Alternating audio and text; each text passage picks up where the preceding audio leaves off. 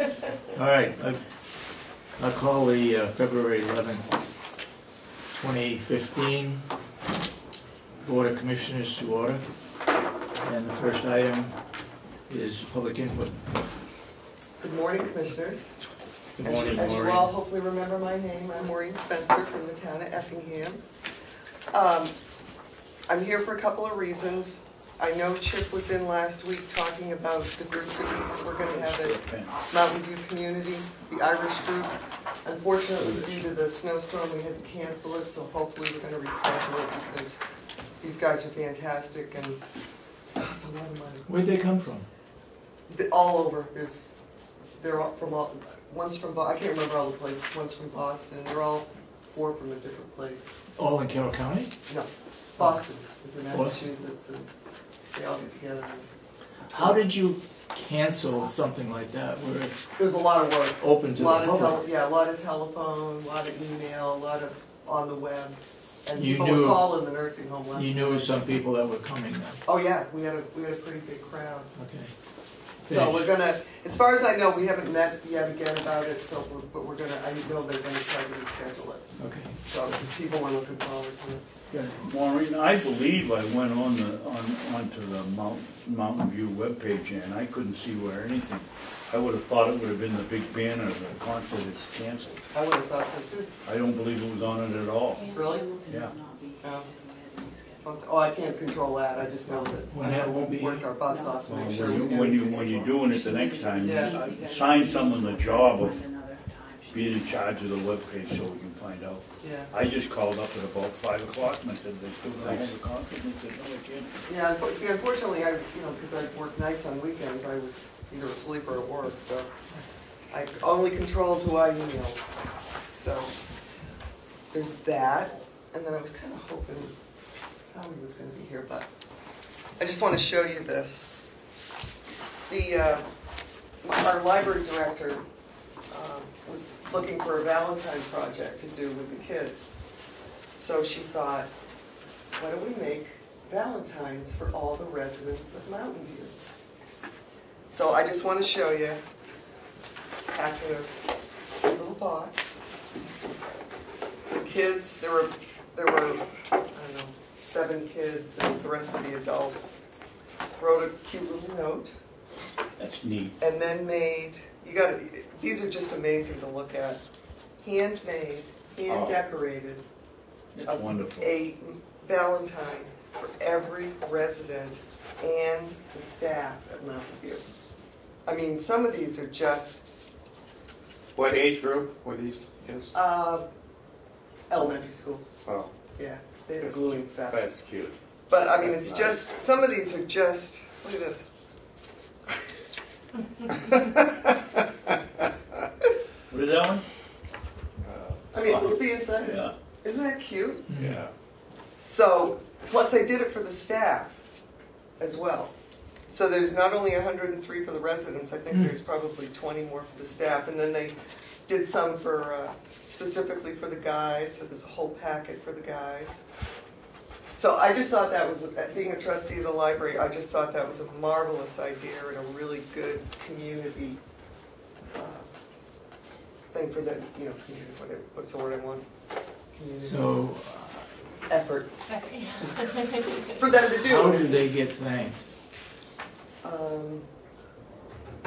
don't know. Hopefully, maybe they'll mention it in the newsletter. Or It should be at least in the newsletter. Yeah. Maybe they have a couple of the kids come and present them to... Well, we thought about that, but this time of year, kids are sick. We were really hesitant to have them come to the nursing home. Kid germs. Yeah.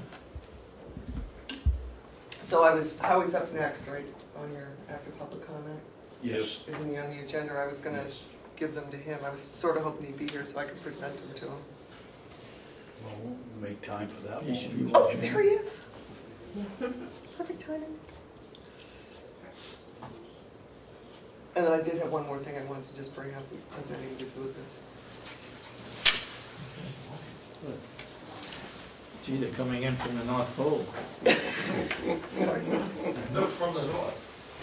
It's obvious. obviously Murray was gonna try to hit us up for more money for heat. Harry, I was waiting for you. You're waiting? We were waiting for you. In that case, we can accelerate our action.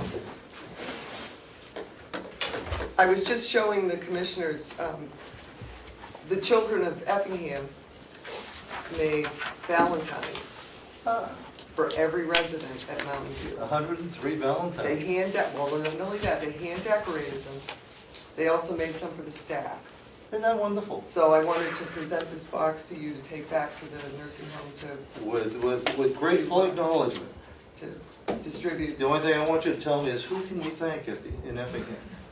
Well, you can email our library director, Effingham Public Library, Okay. because she was the brain behind that. She just was looking for a good, community thing for the kids to do. That's very And thoughtful. they got really into it. I mean, these Valentines, people should take a picture of it over there because they're just all hand done and they're very detailed. I think we're going to arrange for that picture to be taken. That sounds wonderful. If I At can least picture in you the getting it newsletter. to Howie. If not, in Sure. the newspaper story. Oh, definitely. If we could, that's part of why I want to make contact with the library director, is if we could actually get her or him here. So Howie, as you make your way around here, I can take your picture of Maureen. That'd be nice. Oh, okay. You Well, never you're- get in the picture. No, I don't, because I'd like to be behind the camera. Isn't that cute? That is. Hold it up.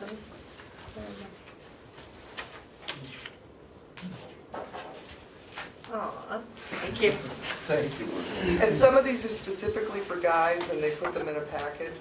And then the rest of them are for the staff. And they're timely too, so we have time to sort and get them out. Right. Perfect. So, like I said, pay attention to the ones that are in elastic bands. But coordinated by the librarian at the Yeah, she Effingham was Library. the brainstorm, and look at this one. Cute as, Isn't that pretty? isn't that cute? I haven't even looked at them all. Yeah, I just thought that was a wonderful thing to do. And then I know that you guys are commissioners, but you also live in Eaton and Ossipee. I don't know if anybody's aware, but there was a House bill, and I don't know what spurred this. It's House Bill 269. It will impact every town's budget, being welfare director, significantly. Landlords right now can charge first month's rent and security deposit to a renter. They now want to change it to first month's rent, security deposit, and last month's rent.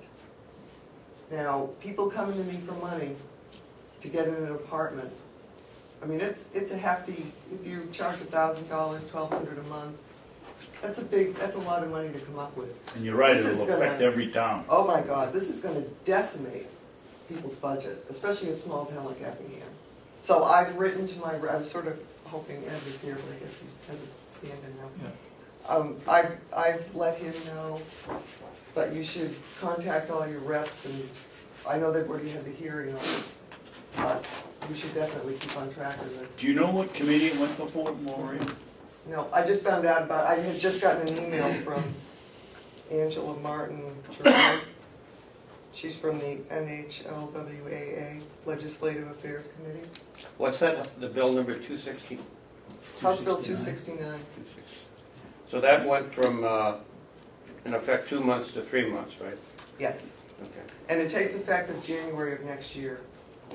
But it's going to really impact people, the general assistant budget of every town, especially David, like a small town like you two. If I have to come up with that much money. Maureen, would you read again who the person was and what her affiliation was? Well, this was a letter that was sent to me. But you said Regarding what were this the, bill. what the initials that she, Oh, she's from the Legislative Affairs Committee. She's the chairman. of what organization? NHLWAA. NHLW. I don't know. But anyways, I just wanted to put that on your, I can email it to you. NHW? Sorry. So, It's in the Judiciary Committee? yeah. You should definitely contact New your, Hampshire Welfare Assistance Association. that's gonna impact everybody.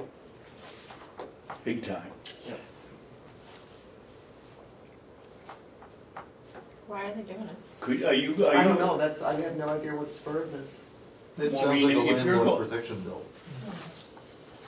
Maureen, if you're going home, could you, if that came as an email, could you email her back and ask her what committee it went before? Sure. And let me know, please. It's the Judiciary Committee.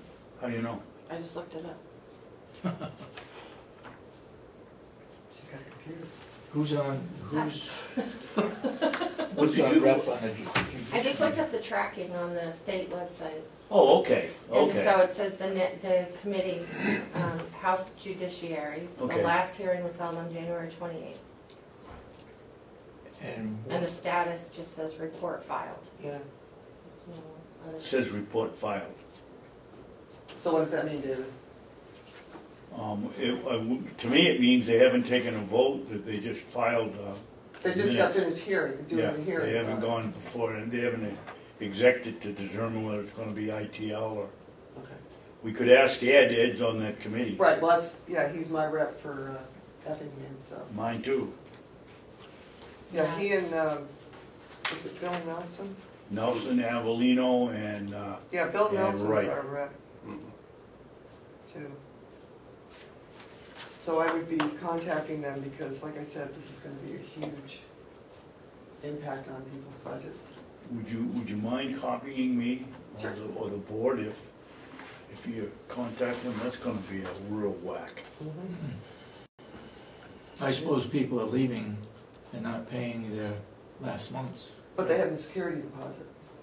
But So, that's for broken furniture and that kind of stuff, right? I never get the security deposit back, because they always say something happened to the, No. they were renting, so I know it's basically money all gone, but that's just gonna kill my budget. And it's gonna keep people in homeless shelters longer, it really has a huge impact, and I don't understand why this isn't even happening, so. Okay. There was an article in the Concord Monitor on January 29th, I'll email it to you. Okay, thank you. Thank you very much, that's all I Okay, have. well, thank you. Thank you. Glad to see you here. Yeah. Do you want me to put this in your chair? Howard? That would be perfect. Thank you, Maureen. Okay, Howard? Morning. Good morning, Commissioner. Good morning. Bob and I have a bid proposal for you. And the top sheet is kind of like the one-sheet summary of everything. It goes back to budget approval of 2014, money that was held over for video security and door control. $20,000 were appropriated. The purpose, just to refresh your memory, is dual purpose to provide additional security for residents, but also additional safety concerns for staff and the building in general. So part of it's to protect us from intruders, and the other part is to help us with tracking, preventing resident elopement. And the door control is largely for after-hour access, so that if somebody comes in the middle of the night, whether it's the pharmacist or anybody else, that there's a safe and secure way for the nurse to be able to let somebody in without having to open the door blindly or to have to leave the floor to go address the doorbell, essentially. The general scope is to tie in our existing system, which is a 3-camera system, to a larger system that's now become pretty much the standard in most long-term care and in many other settings. We went to the newspaper for notification to bid. We had 13 contractors express interest, and they were toured. We had a special contractors day led by Bob and also by John Rich, the Cybertron, because their goal here is to have the system fold into our computer system, which was designed and anticipated to take this. John had anticipated this ahead of time, and so much of the infrastructure is already in place. Proposal requirements were prepared and attached. There were 5 proposals that were received. Some had multiple proposals, So there were 5 bidders, even though I think it really came down to 8 different proposals, because one had 3 different variations. Bob and I went through them all, and I think I can speak for Bob to the degree that I think we found all the proposals to be pretty solid. But there was still one that we both agreed it represented the best interest of the county of Mountain View, and that was from A&B Locksmith in Guilford. And they actually have, they maintain on their letterhead that they have a position in Wolfboro, but I think that's from when they bought out the. So what did they bid? How much? All knew the cap was $20,000. Their bid had, we based the decision. All of them bid for 20,000? Yeah. Essentially, we went in with a fixed amount. We knew what it was going to cost, and we let. How'd you know that? That's how much was budgeted. That's how much we budgeted Oh. for it. Oh. And we let we gave them a concept and let them design their proposals based on our concept and budget, which is a unique way of doing it, because now we know what we're going to pay. We knew what all the bids were going to come in at. Unless it could have come in less than. Well, what happened in this scenario This is the first time I've ever heard anything like what you did. well, it's essentially a design-build proposal. And what we wanted to do is essentially they were competing to who could provide the best equipment, the greatest amount of equipment. And that was actually the deciding part with A&B, because their camera count was significantly higher than most. There was one bidder that had more cameras but had less capacity in the storage. Their quality of cameras, and the other part that really impressed us was that they built in, as requested, training, support, and warranty that we considered to be very important. So we believe we got much more for the county than if we had just submitted bids for a 16-camera system. We actually ended up with more cameras than we might have expected. Go ahead, Commissioner. Howie, I don't understand, you just, if I understood you properly, you just said that A&B came in with a significantly higher amount of cameras. They came in with 22. Night Security came in with 26. Correct. 2 others were at 20. I wouldn't say they were significantly more cameras. Is there something, the 2 doors, what are they gonna do with it? When they say 2 doors, what happens there? Buzzers or cameras or what? The doors that provide card control, right now our security is weak. It's actually based on it's based on a combination lock. It's based on a code lock, which is inherently unsecure. Because if everybody has the code, then it's not safe. It's not hard to stand behind somebody and see which buttons they push. A card system for after-hours use would guarantee that only people that had a card would be able to get in unsupervised. The night security. So the 2 doors aren't cameras? Well, they're cameras and card control, because the expectation is that for someone who doesn't have a card, we want that nurse on the 2nd floor to be able to see who's at the door, recognize them as somebody who's. And there's not a camera there now?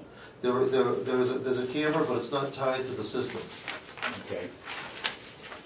And this new one will tie these 2 cameras to the system? In fact, they'll fold it right in, and it'll allow us to have remote access to be able to control what's going on in the event that we have an intruder. And what do you know about A&B Locksmith? We're already doing business with them. They do some of our lock work. Night Security we're also working with. They had a higher camera count, but their video recorder was half the size in terms of it didn't have the expansion. It didn't have expansion capabilities that the A&B proposal did. Well, let's stop right there. You just said that the Night Security camera system didn't have the ability to expand as A&B does. Correct. A&B, did A&B and Night Security quote the same camera at whatever, and that A&B has more capability to expand, or did A&B come in with a better camera to begin with? A&B came in with greater video recording part. The back end, the computer part, has the ability to take more cameras and have and to store more information. Knight based their proposal on more cameras. A reasonable proposal, although we had emphasized to all bidders that a major consideration would be expandability. Because we don't know what the future is, we didn't want to design a system that's immediately maxed out.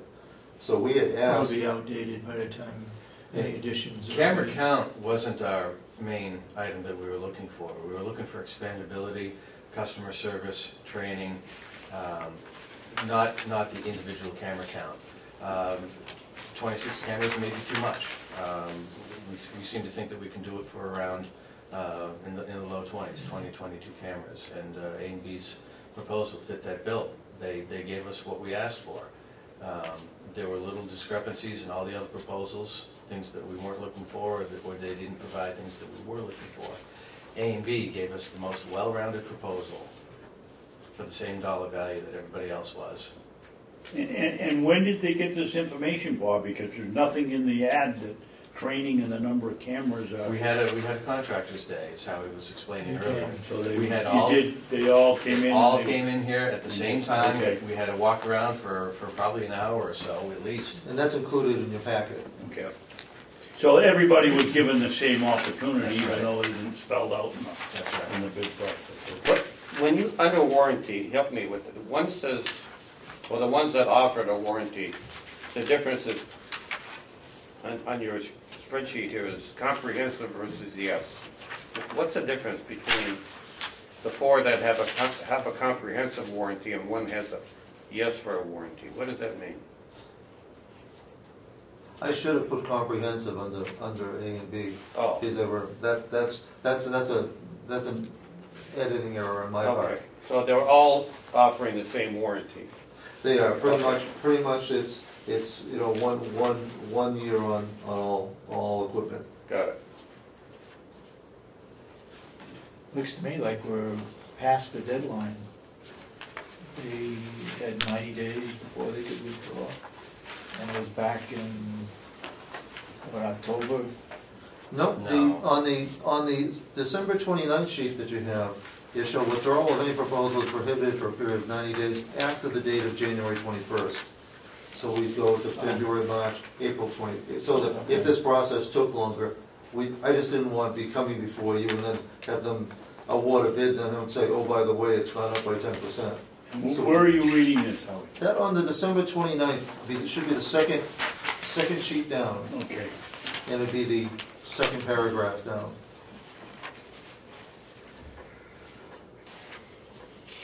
So the proposal due date was January 21st, and they would have they'd have to guarantee their price for at least 3 months, or their packages of services for 3 months.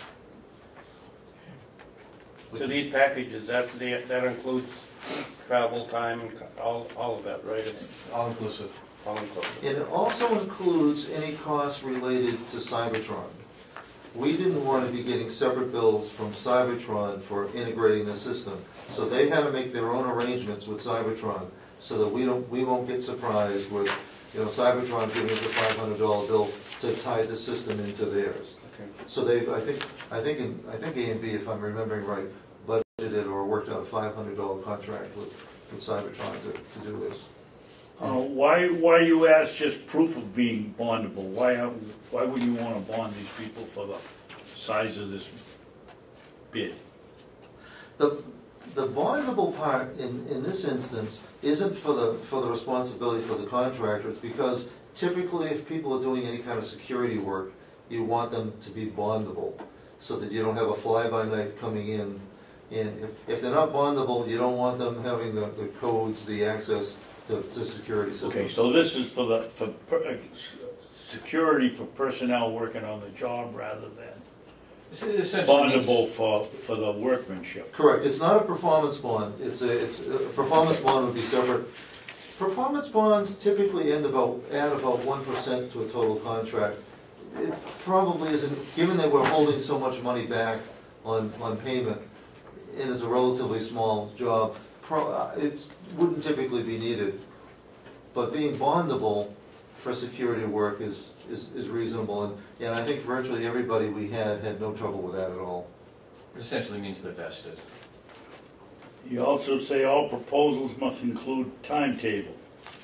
Where is the timetable on these bids? Well, let's see, Are they in the bid itself? I think they're in the bid itself. You didn't put it in the chart. No, I didn't put in the chart.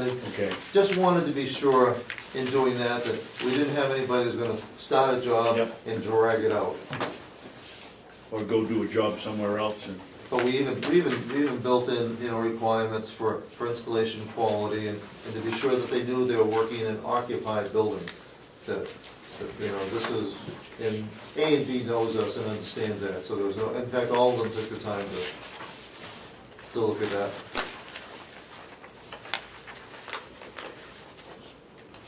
And all the actual bids are actually included for your reference under the category of trust but verify. It's good for you to be able to have all the original data. Was there anything that you wanted that A and B didn't, isn't going to put in? No, it's not. No, they met the demands of. They took care of everything you Yeah. wanted? In fact, I think my bias is that they're probably the best prepared of the lot to be able to deal with the door control part there, because they have this lock. They're not just video or cameras, they actually deal with locks. I mean, eventually, we should have a card system throughout, something that I think is probably similar to what the sheriff's department has. And so we want to see if we can't work collaboratively, just to see if we can't even save money. Now that we have the contract, to see if we can't save money on the contract, to see if we can't share some services, perhaps even with the sheriff's department, if that's possible. Did you follow up with any of the references that they had in here? Given that they were a known client, I've worked with them on and off for 20 years. Bob has been working with them for the last few years. Since they've taken over here. So, Yeah, they've been our locksmith here for a couple of years. We used to use Mike's lock and key out of Wolfboro. He passed away a few years ago. okay. is that what happened to him? Yeah, he had a heart attack. Yes, he passed away. I didn't realize that. I used to use him. So it sounds like you guys are happy with A and B. Yeah, And we're glad that, not that is the only consideration, but the idea of being able to keep things reasonably local is Yeah. never a bad thing. It's nice to see, it was good to see that the local guy put together a great package. So the monitors of all these cameras are gonna be where? wherever we want them. We have internet access. The physical Are they monitor gonna will be be, to there'll be the, a physical monitor at the reception desk, but we'll be able to log in at any one of our computers Or our phone. or I'll monitor remotely. We're not spending a lot of money on monitors. The fact that we can view it from any computer is our monitor. I don't want to So make you only anybody got- paranoid about this, but I know in some of the nursing home meetings that I've been at, the concern about intruders, in terms of what intruder policy should be. Imagine if you have an intruder and you need to monitor his or her whereabouts. Well, the idea of keeping, you locked down, but then having people stick their head out the door to find out where somebody is, this would allow us to be able to monitor remotely from wherever we are, or for the sheriff or law enforcement, to be able to identify safe or questionable areas without having to put anybody at risk to do so. so you're gonna be able to monitor one camera at a time? No, the intent is to be able to monitor multiple cameras at any given time. You just have a bank of cameras that, Block screen. Yeah, we won't be able to monitor Bank them of all at monitors. once. We're not gonna be able to monitor them all at the same time, but we'll be able to choose a block of cameras. They A block? typically flow through, typically the screen for resolution purposes, you seldom, for the screen size we have, would be more than 9 images, but they could rotate. If you were to take 22 cameras and split those images up on one screen, you'd have a bunch of little images on the screen. So we can probably select and choose what we want, watch what we want, but just to have the ability to watch any 1, 2, 4, or all 20 at the same time.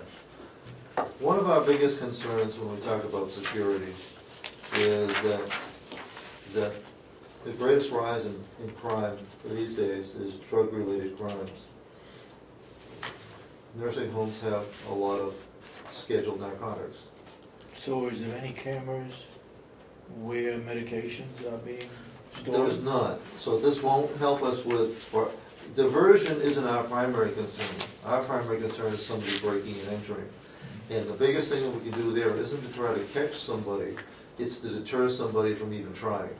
So we do not want to be a soft target for somebody. We want somebody who, if they walk in cases out the place, will know that wherever they go, the first floor, if they change levels, they're going to be photographed so that they won't choose us as a target. So we're hoping for deterrent value. And the fact that the system is expandable, a few years down the road, we decide we want to put cameras in the bedroom, we can. Anybody else got any questions? I guess, just, why wouldn't you have a camera in the bedroom? I mean, with this proposal, why wouldn't you start with that? If that's such a big issue for us, why wouldn't you start with a camera in the bedroom? Well, that isn't actually the issue. Diversion isn't our biggest issue right now. We have a number of checks and balances that would make it difficult, perhaps maybe not impossible, but difficult for a nurse or an M&A to divert drugs. And the diversion that goes on typically wouldn't be caught by camera. I hate to say it, but the typical diversion scenario is somebody administering a medication to a resident in their room. And what if it isn't administered, but it's noted as, if it's pocketed instead, the camera wouldn't get that. I understand. Okay. Of course, the other challenge is, and we're not quite there culturally, even this will have some implications with staff. Not everybody's going to welcome the idea of more cameras in the building, because it's going to be seen by some as being a challenge to privacy. I think most of us have gotten used to the fact that you can't walk anywhere in a Walmart without knowing that you're on camera. But we're only talking about the very public common areas, the elevator lobbies. We're not talking about the personal work areas or anything like that. So it's probably the least intrusive. We are talking about exterior cameras for staff safety. We'd like to have eyes on the parking lot, because we do worry about our staff coming and going at night. And this proposal includes, I believe it's 2 exterior cameras. Talking about security of the bedrooms, how are we monitoring that? Whoever's responsible for coming up with medications, how do we know that they're not walking off with stuff? Scheduled medications, narcotics, are accounted between each shift, and so that it's 2 people checking on it? 2 people. They have to essentially count it out and deleting what was administered, so that it's, nothing is impossible, but it cannot be. But it's checked each and every shift with a narcotic count. Anybody got any additional questions? Are we ready for a motion? Frankly, for the size of it, I'd like to look it over for a week rather than, I didn't even know they were going out for bid. And I've got, for instance, he's got a reference here, if Governor one were school district. I'd like to make sure that, call somebody up, and I know a few people there, and find out what their take is. If you don't mind, I'd like to put it off for a week. Okay. Comment? We're not going to meet until next Friday, so we're putting it off until the 20th. Yeah. Is that a problem for you two? No, we've made no promises. So. Okay. I have no issue with that. All right. We'll take action on it on the 20th. Okay. Do we need to Is there anything else we should know? You have everything. If you have any questions, just peruse through the folder. Every bit of information that we have, you have. Well, I want to compliment you for that. It is. Well, Howie put it all together. Compliment him. With Sasha's help.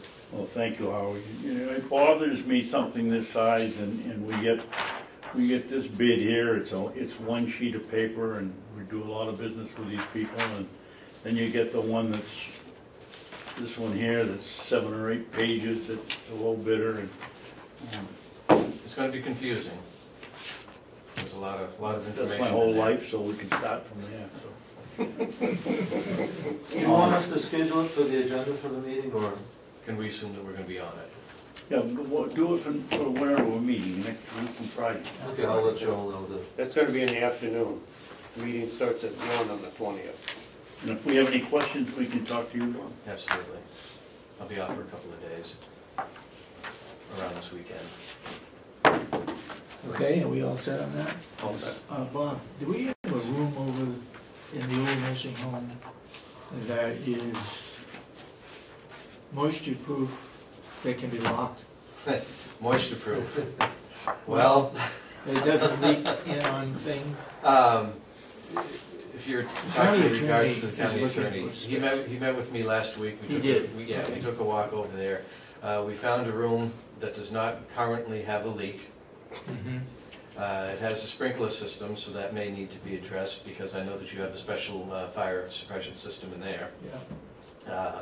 It's large enough, it's dry enough, and it's lockable without changing anything right now. It already has its own lock. It's the old physical therapy gym, if you remember that. So it's on the, When you go in the front it's on entrance, the wing, it's go to the four left. corners, take a left, and it's Yep. that first big room on the left. Is that on a wing or is No, that in the it's core? It's in the core? Yeah.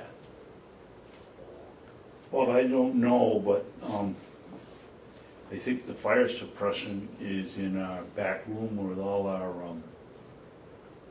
computer equipment. It isn't where they're currently storing their records now.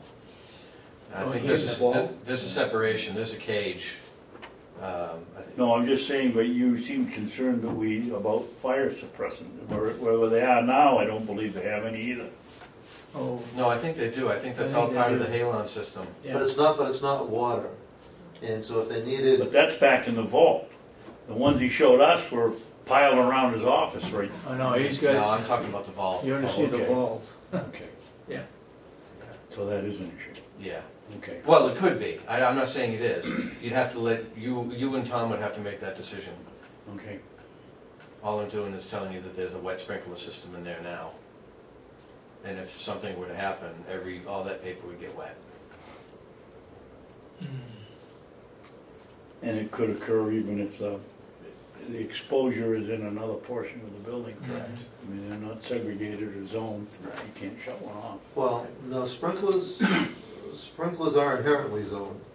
When one sprinkler goes off, another one doesn't go off unless it's set by heat. But a pipe can break.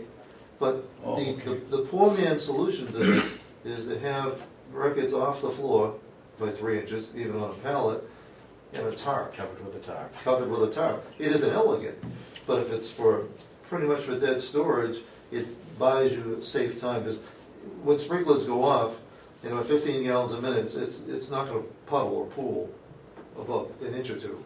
So there could be a, Are there any drainage in any of the rooms? Not in there.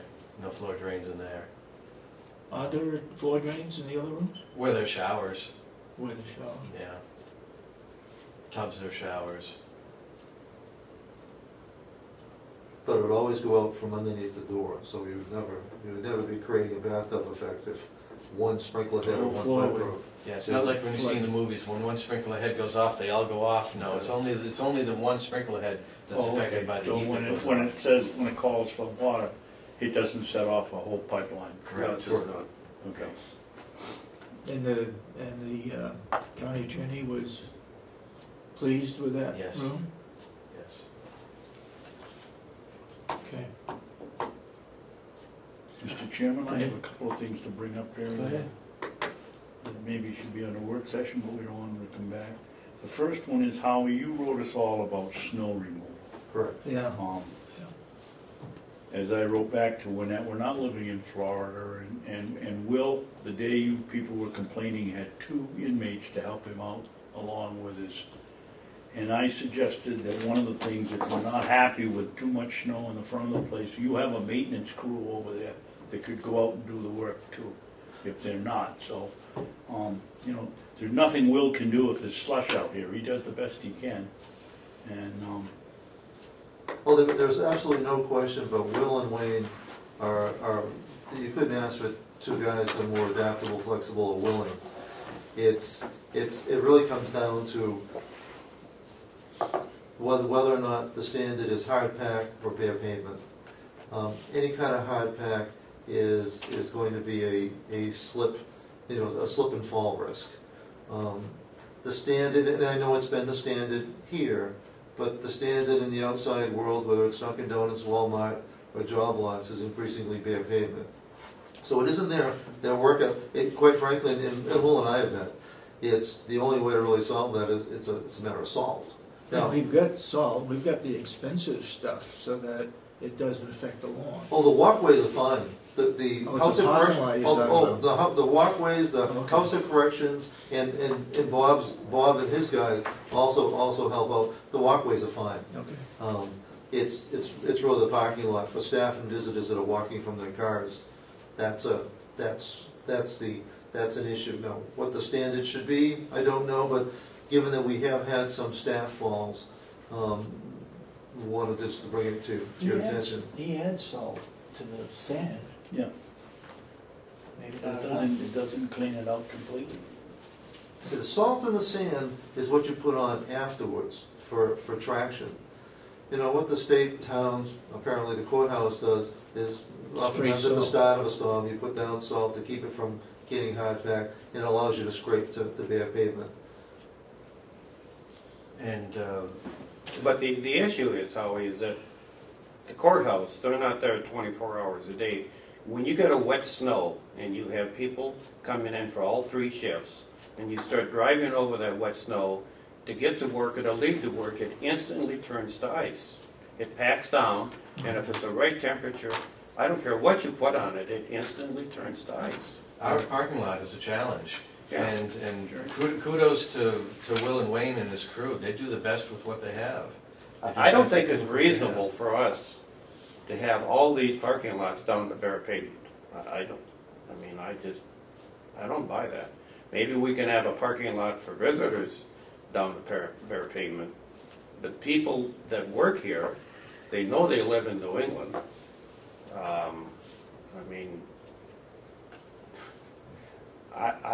I think that's asking too much to keep these parking lots down. A lot of the commercial places you're talking about, they're not open 24/7, and they don't have the same issue with compacted snow in the parking lots that we have here. And it's difficult to try to maintain those when you have people coming and going at all hours of the day and night. I think it's asking too much to keep these parking lots down to bare pavement. I don't think we can do it without a tremendous amount of salt. And I'm not in favor of layering salt all over all the parking lots. I don't think it's reasonable. We live in New England, we live in New Hampshire. I agree, some of the residents, some of the visitors, they're elderly and they're old, and we got to do everything we can to protect them. But I think some of our employees are going to have to deal with it like everybody else does. It's just, you got to be careful. You can get things on your shoes to help you with the grip, but I personally don't think that we should expect our parking lots to be down to bare pavement. My opinion. I agree with that. Do you have designated areas for visitors? We do. Then maybe those could be extra salt or sand in those particular areas, but not, well, employee areas. During a snowstorm, parking is a challenge because of the parking that we have out there. We have different shifts, and in order to be able to clean up a parking area, we have to designate that certain shifts park in certain areas so the other ones can be clean. Mm-hmm. Not everyone conforms to those rules as much as we try. There's always a few stragglers that Maybe we need a tow truck. that mess up the mix. Well, the commissioners would have to authorize that. We're certainly not going to make a phone call. But anyways, it's a challenge, and those guys really do work hard, and they do the best with what they have. It's never going to be easy. And my guys go out in between. No, all we have is snow shovels at the nursing home. The farm crew has all the equipment. In between, when they come out during storms, they'll come out every few hours and plow. My guys and girl will keep the sidewalk clear, the front sidewalk and the back sidewalk. Do you have that salt for the sidewalk? Yeah, it's, well, we call it snow melt because it's not Yeah, salt, but, yeah. yeah. Now, I feel duty bound to be devil's advocate. I understand. Now, but what I have to say is, what somebody would say from the outside, well, if the hospital and all the other nursing homes have their pavement, why doesn't Mountain View? I just went to the hospital 2 days ago, and I went through 4 inches of snow to get to the door to go to the hospital, so that's baloney. But how is it today? I don't know, well, ours is better than it was 4 days ago too, I No, it don't is. know. I just would like you two, or you, Howie, to, I got hit yesterday with two employees complaining about how bad the area was out here, and it's just unnecessary, you know. Put a pair of cleats on, do something, buy boots with cleats in them that you can wear and take off when you get in there. This isn't Florida, it's New England, and it's gonna happen. John? Yeah, the biggest culprit with your salts and so forth, they're only become really effective like 20 degrees and above. Yeah, when the system- Below that, you only get a mush, and it's not going anywhere. You know, when you have a continual temperature range, 20 degrees and lower, you have this problem, and there's no getting around it. And it's been that kind of winter. This has been Yeah. equally challenging. Last year was that way too. Okay. Thank you. One other thing, Howie, I've tried 2 or 3 times now to get a list of bank accounts for Commissioner Miller. I started a week and a half ago. We still don't have them. Would you please make sure they get here today? Paula told me she had. Let me check. No. As of this morning, Commissioner Miller hadn't gotten them. It shouldn't be that difficult. Well, no. It should come, they should come over. I think Commissioner Miller wants the name of the contact of the bank. We know the bank, we know the account number. I don't think there's any other information that he wanted. It should be on the reconcile sheet that we get from you people, but we need the other information. Whose name is on the account? Yeah, the bank's name's on the account. Whose name is on the account? It would typically be Paula. Well, it either is or it isn't typically an honor. Well, I know it, It's all I know it's Paula's. not mine and I know it's not Cat, so I mean, but Lisa Howard also was at one time assigned a couple of those accounts, so, Okay. so I'm assuming it's just Paula now, but I need to take a look myself to be sure. We have minor accounts, gift card accounts, resident fund accounts, Mhm. that's kind of a mishmash of different accounts, but but they're all accounted for. One last item, Mr. Chairman. Yeah. I have attended 2 or 3 or 4 of the subcommittee meetings for the nursing home, and Representative McConkey keeps claiming that our insurance program far exceeds anything in the public domain or around the county. I don't want to give you any extra work, Howie, or assign you any, but is there a way we can find out what the insurance coverage is at 2 or 3 of the other nursing homes? I mean, there's only, number one, we're probably the 2nd biggest or 3rd biggest employer in the county. Maybe Echo is in private, and Kennett and Kingswood School District, and other than that, there isn't much bigger, but, or maybe it's Mr. McConkey's job to find out, to come in and give us a side-by-side. But I'd like to know whether, in fact, what we offer our employees is so much better than what the private sector gets here, or what. I don't think he even limits it to the private sector. I just think he says it's better than any programs around here. And I'd like to know. Well, it's clearly one of the best. Many private businesses, especially small businesses, don't provide any insurance.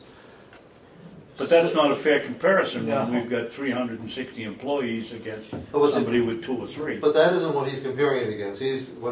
My sense of when he's talking about the outside, he isn't talking about other large employees or other nursing homes.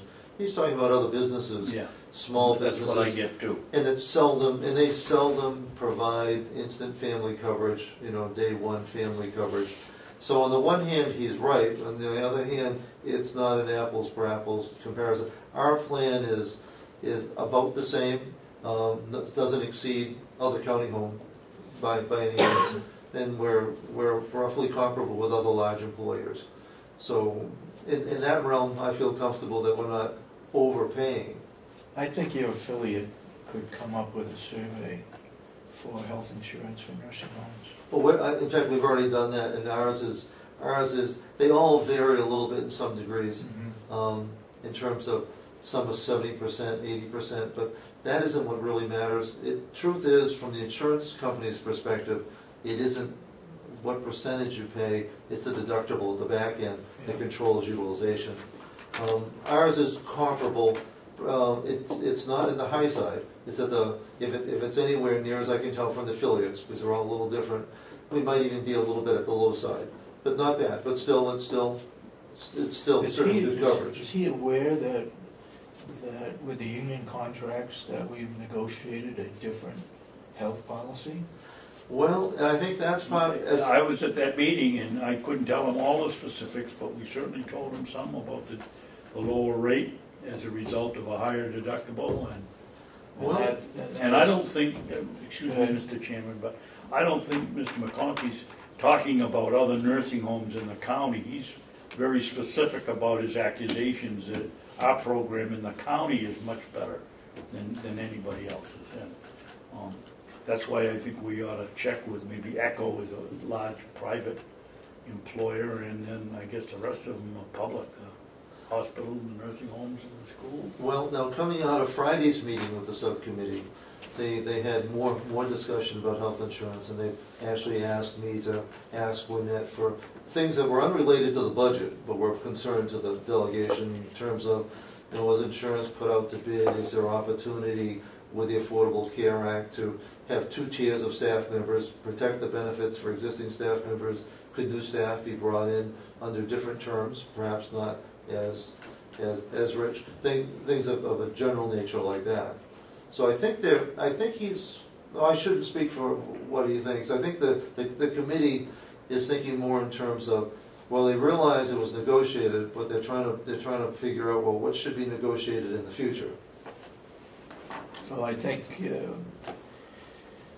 he was chairman of a subcommittee on insurance back maybe 3 years ago, and I don't believe they came up with anything then.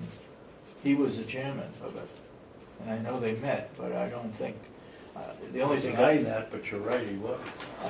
The only thing I heard, my understanding was that they were willing to pay a single plan for the employee, and that was it, on any new hires. Right. But the old ones would stay on the regular plan. We've got counties that are paying 100%, we're paying 80%. I don't know, it'd be interesting to find out exactly. I asked Lynette last night if she would come up with what are the benefits of our present, or a health plan that we're going to be going into the 1st of July. And of course, everything gets to be convoluted and confused by the Affordable Care Act. Yeah. In terms of, it isn't just what we want to do, it's what we have to do. Yeah. And that's still, I think we have a good understanding of the general requirements, but I think the committee is unaware how much that affects us. Yep. Yeah, and what changes could be made. We won't have a choice in some things. Well, one of the single changes that might be allowed or can't be allowed, and something that Lynette could address better is, well, should insurance be at 32 hours or at 40 hours, or fully paid? And what are the implications there? Does it encourage people to work more hours and not cut back? Excuse me, Howie. That's interesting. How can we? I thought first of all, a part-time is 32 hours, but if you work 30 hours under the Obamacare, you have to offer it. How can we as a organization go to just say arbitrarily, well, we're going to make it 40 hours? Possibly by changing the rate of how much you pay. So while you have to have affordable insurance at 30 hours, maybe somebody pays 80%. It might be 80-20 at 40 and exactly, and 70-30 at 30. Exactly, and there are advantages to encouraging people to be 40 hours, because when you have people that voluntarily reduce their hours from 40 to 32, and you have enough people do that, you're creating extra benefited positions. So you're incentivizing the wrong behavior instead of the right behavior. Things that could be considered, and but I think the committee's just frustrated by the increase in health insurance costs.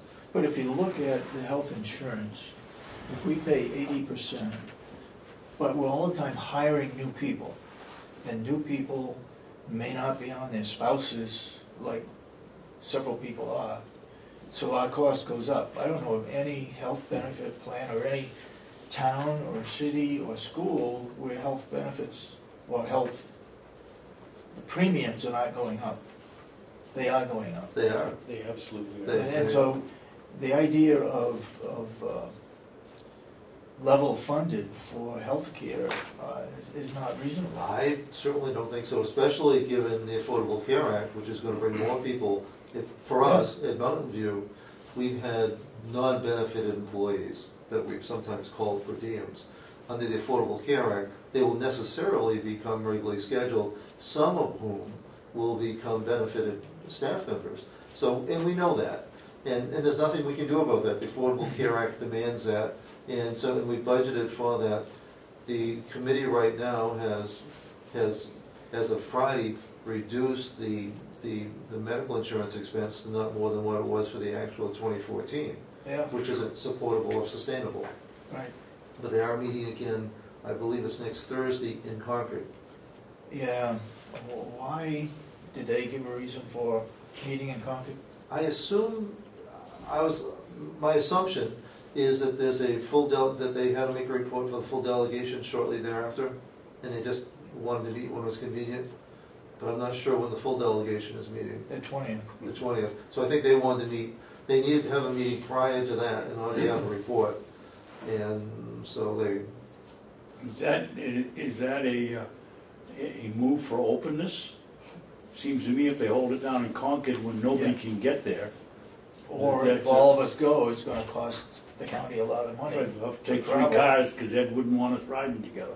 I didn't sense that it was done for any other purpose than for the convenience of members to be able to review the decisions that were made last Friday with a revised budget. Was a full committee there Friday? In fact, everybody was there. Yeah, full. So they want us to sustain the medical insurance at the same level as 2014. With the rates going up 10% and more people getting on insurance, doesn't make sense. Well, I think that, and my hope is that that was an interim measure while they waited to get some information. I've already been in touch with Ned. I think they just wanted to get some general background information about insurance and Now we're going to save some money by changing to that $2,000 deductible, both the employer and the employee. How much, I had heard that the employee would save almost $200 a year because we were changing to a $2,000 deductible. I don't know what the county would be saving, and it may not be enough to make up for new people coming on. So I think, and that would be effective the 1st of July. those So were we the don't kind of know. questions that they had, for which of course I didn't have any Yeah. background for. So I think part of it was posturing. I'm hoping they were otherwise generally supportive, although they did take a hard look at the budget and made a lot of preliminary cuts. Well, like what? I think it came to $365,000. Wow. I wouldn't call that a small cut. No. That's I a wouldn't lot. call that a small cut. That's, I mean, now a lot of it was in health insurance. Probably a third of it was in health insurance. The other thing that they did, and I've cautioned them, we got a very dedicated staff. We got cheap staff. They don't spend money because they have money. And to look at an account that hasn't been used in 2014, Yeah. to cut it in the year going forward is, instead of rewarding somebody for having been frugal, you're punishing them for being frugal. Absolutely. And you That's gotta been be, going on for years. you gotta be real careful doing that, because it sends the wrong message that if you're frugal and you leave money open, leave money available, Yeah. well, it's just gonna be cut the next year. So you're gonna It spend it all. encourages you to go out to spend it whether you need it or not. Well, and our staff isn't likely to do that, but if they continually get hit like that, it's gonna raise the specter. They're gonna start protecting themselves for the future. And so they were very, if they saw an account that hadn't been used or had only been partially used, it was I guess done. what it means is that department heads have got to really look at the budget. And if they need something, they need to spend it. If they don't, if it's a nice thing, well, they shouldn't put it in the budget to start with. That's one thing. But yeah, I agree with you. All you have to do is look at the last quarter and you'll see where some people spend stuff that they don't need to use up that money, which is too bad. Not everybody does that. But our budget, you asked me to come forward with a conservative budget. In our budget this year, with the exception of heat and utilities, It's only up a little bit. that we increased, and also we put in the only capital items were actually for Rob. And that was okay to cut part of that, but our budget was essentially level funded with the exception of payroll and benefits that we don't control. Yeah. So we came through, we weren't asking for more, hoping to settle for less. So it was very conservative, so it's disconcerting when the staff are doing a good job trying to be frugal, potentially losing money. Nothing's been decided yet. Did they look at the revenue? Well, they did. And that's down, as I recall. it's down, but their Well, it's down posture, 80. their Right posture now it's was, down 80,000, right? well, but their posture was to increase the revenue to the greater of what 2014 budget was or actual was. It's a little, How can you increase the revenue when the state's already cut $80,000 out of it? well, that's why the budget we presented to you was duly conservative. And that's and so while it's not irresponsible. It's Pollyanna. It's a highly optimistic revenue, assumption. Now there is some hope. There's been an awful lot of public outcry about these Department of Health and Human Services budget cuts. So I mean, there is a possibility that those will be restored, and I rather think that under pressure the governor will make that happen. But at least that's what I hope. But they're gonna cut, was it $7 million out of the Health and Human Services? 58 million is their deficit, and they're trying to tag nursing homes with 7 million of that, Yeah. which is wrong. The deficit wasn't because of nursing home expense. And so it's, I mean, I'm biased of course, but it's just wrong. Okay, can you, to change the subject, can you fill us in a little bit about requests for vacation time, personal time, especially around the Christmas time? And I know, you don't have to tell us, it's a case where probably a lot of people would like to have time off around Christmas time, around the holidays. Of course. But we can't afford to because then we go understaffed. Correct. So there are apparently some complaints about either turning down after they've been approved or turning them down before they've been approved, like a couple of months before. And does it go by seniority? One of the complaints I heard was that somebody who was senior couldn't get it, but somebody that was junior did get it. Well, it can't What's be going approved on? unless it can be covered, because we have to be full. Mm-hmm. And it's aggravated too by not only vacation requests, but by last minute emergency personal days. Personal day, yep.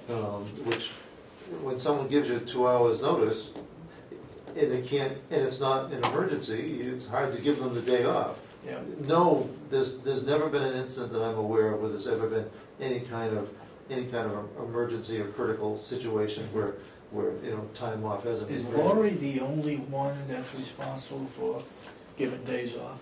For nursing staff.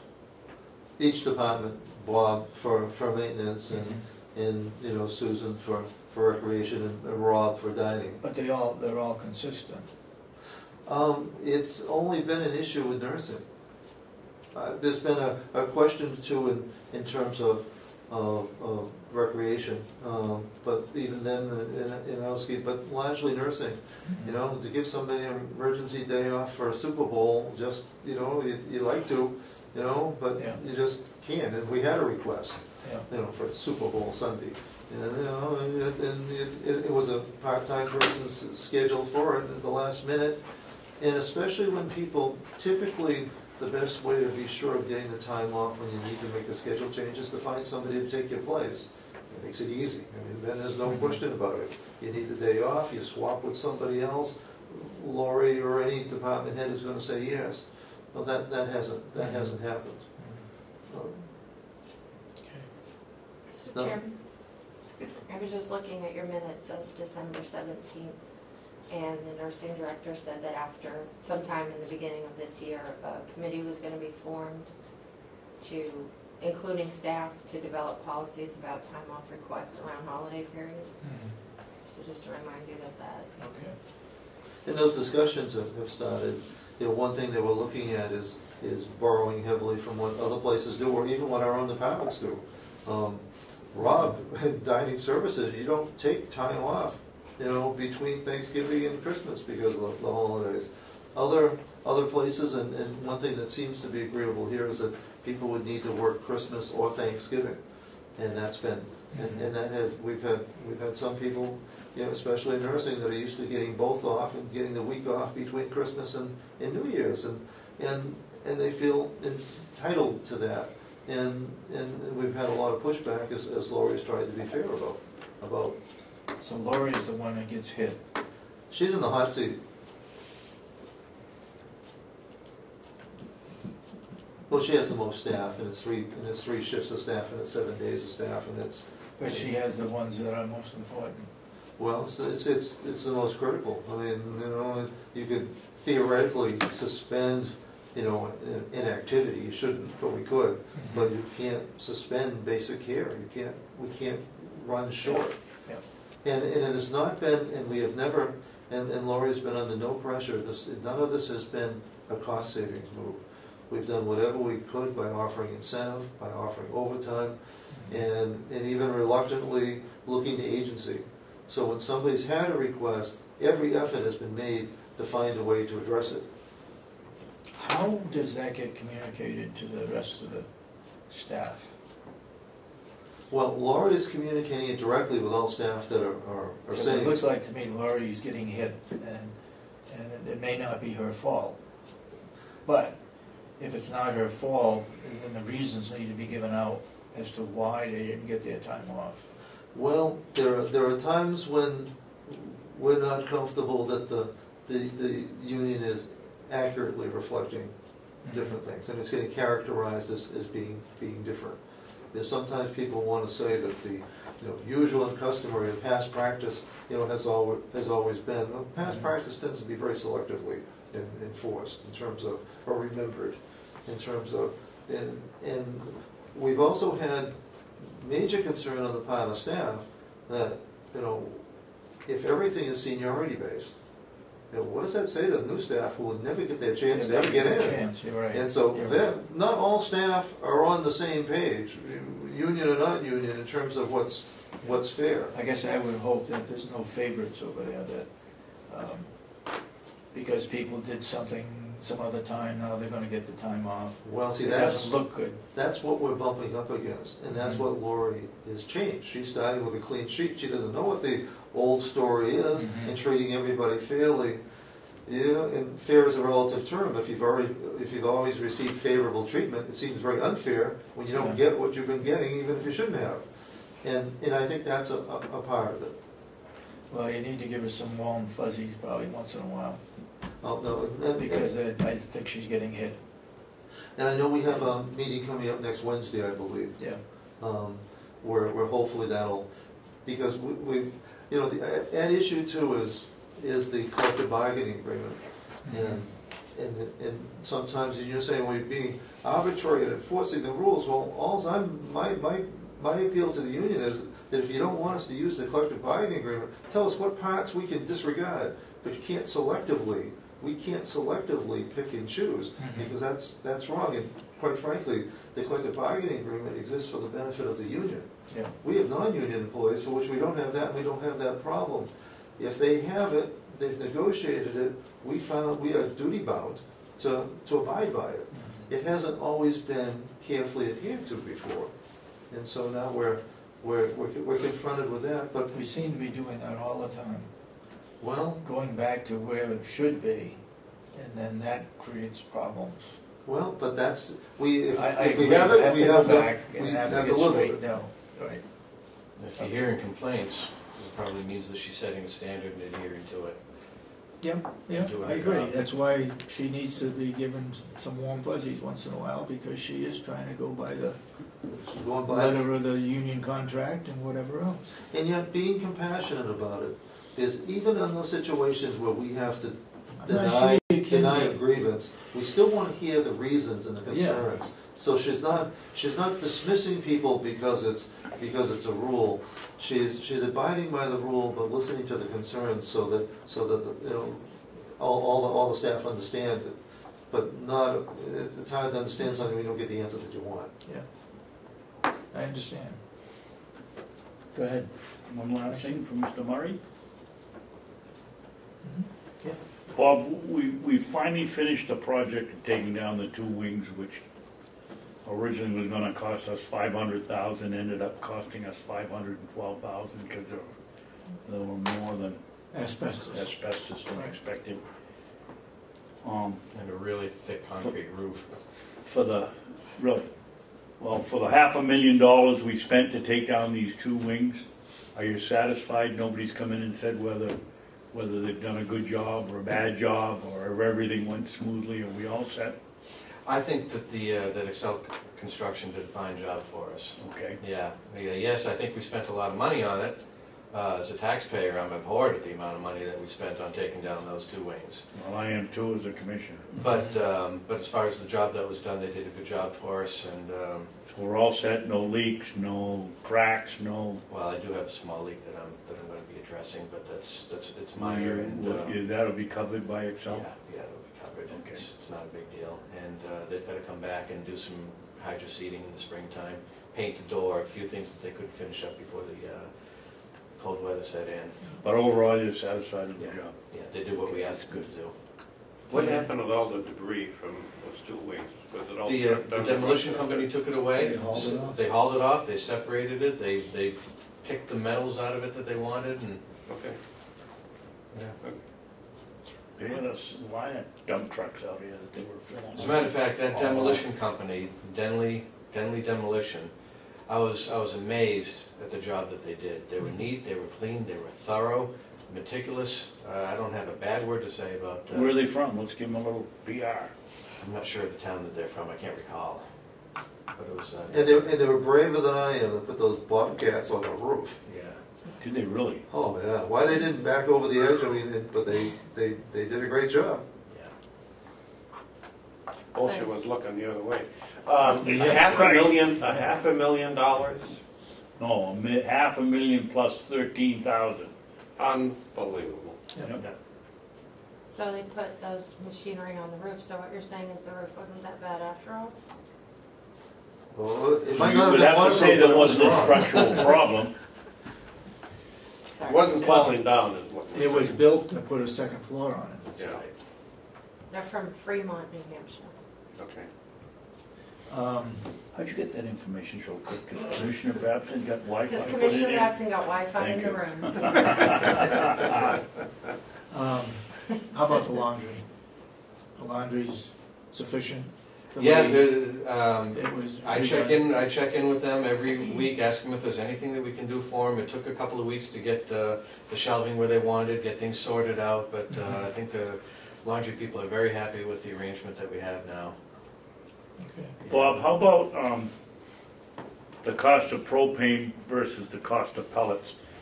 I need one bit of information here. The pellets are $249 a ton, is that correct? 242.85. 242, okay, I wasn't that far off. Yeah, and we're paying about $1.60, I think, for propane right now. Not yet. I think it's $1.40 or somewhere in there. Okay. Are you tracking that so that we reach the point where it's cheaper to use propane? Well, than it is? we're there right now. You know, I'm burning pellets, but I'm not aggressively burning pellets. Okay. Okay. I feel obligated to burn some pellets, but I'm not burning them as I was last year. I think you'll see our usage go down.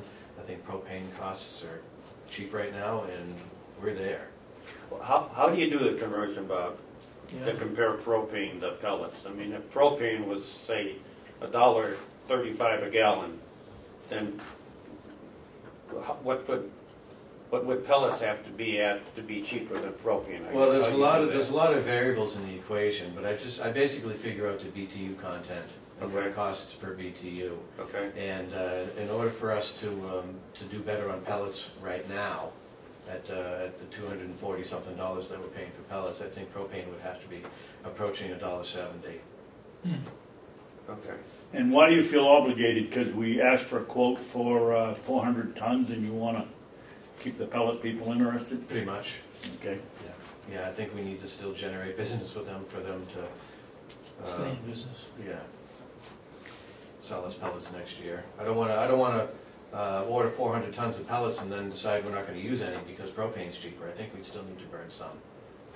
I think next year, Bob, when we go out for quote, we do something different. And I mean, we shouldn't be subsidizing the pellet company to the tune of, I don't know, what,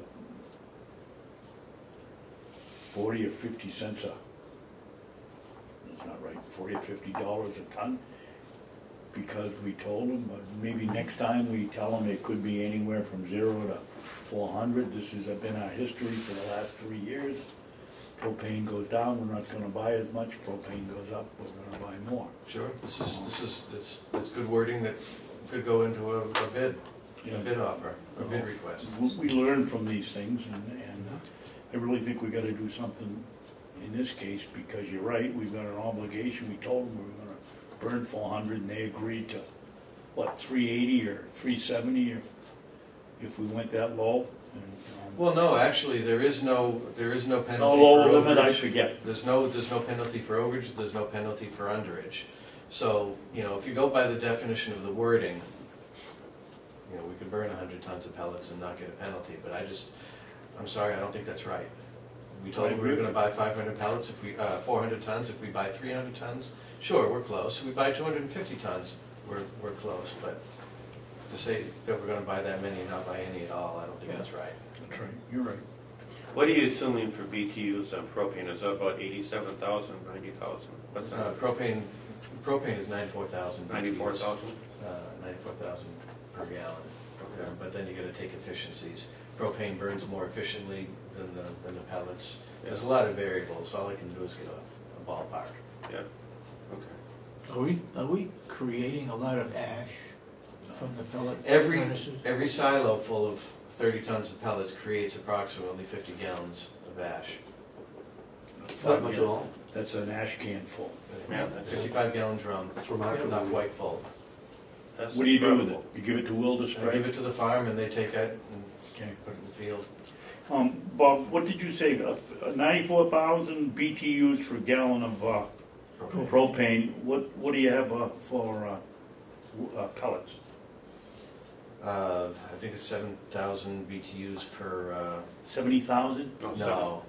I've got all the numbers written down. If you want to come by and see me at lunchtime today, I'll go over everything with you. Okay. I don't have all the numbers in my head. I wish I did. Is the BTUs on the pellets pretty consistent no matter where you buy it from, Bob?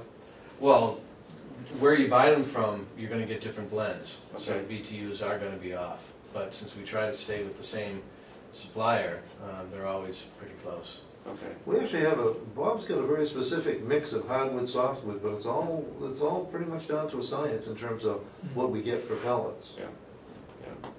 It's whether they're wet or dry. Yeah, we request 80 percent hardwood, 20% softwood, a blend, and a certain percentage of moisture that it be under. That equates to a pretty specific BTU output. Do you look for more moisture? No, less. Less. But don't you get a certain amount of steam which, out of the moisture that is beneficial, or is it not No, it's beneficial? not beneficial because that takes the heat away. Okay. So what's the, It takes more energy to burn wet wood than it does to burn yeah, dry it wood. does, yep. So what kind of what kind of moisture content do you look for? I'm just, Less than Less than 8%, is it 6, something like 7%, yeah, oh, is that right? yeah. Okay. Interesting. And it's funny, the moisture content that is in the wood is actually what binds it together. There's natural adhesives in the wood, so when they compress them to make the pellets, there's no additives, there's no glue added. It's just the natural bonding Oh, is agent that right? when they compress it. Okay. And they dry, and we have pellets. And they're made locally in New Jaffrey. Hampshire for the most part? Jaffrey. In Jaffrey, Yeah. okay. Have you expanded your storage area, your maintenance area? Not since the last time we've spoken, but I will be, this summer I'm going to be moving things around. I asked for some money in my budget to put up some shelving. I don't know if I'm going to get it or not. If I don't, then, it's going to pretty much stay status quo. But if I need to, if those other two wings end up coming down, I can shuffle things around. I don't think for, would you say $500,000? I'm not sure they'll be coming down. I'm not sure we got it, I'm not sure we got anything in the budget to take them down. No, we haven't yet. We don't? No. We have to wait to find out what's happening with the veteran homeless. Oh, yeah, that's true. But that's what, April 1st, or 15th? Yeah. Sometime in April. Okay, I guess we've quizzed you enough. Yeah. So Thank you we'll very let much. you go back to Thanks, work. Thank you, for all your Commissioner. information. Thank you.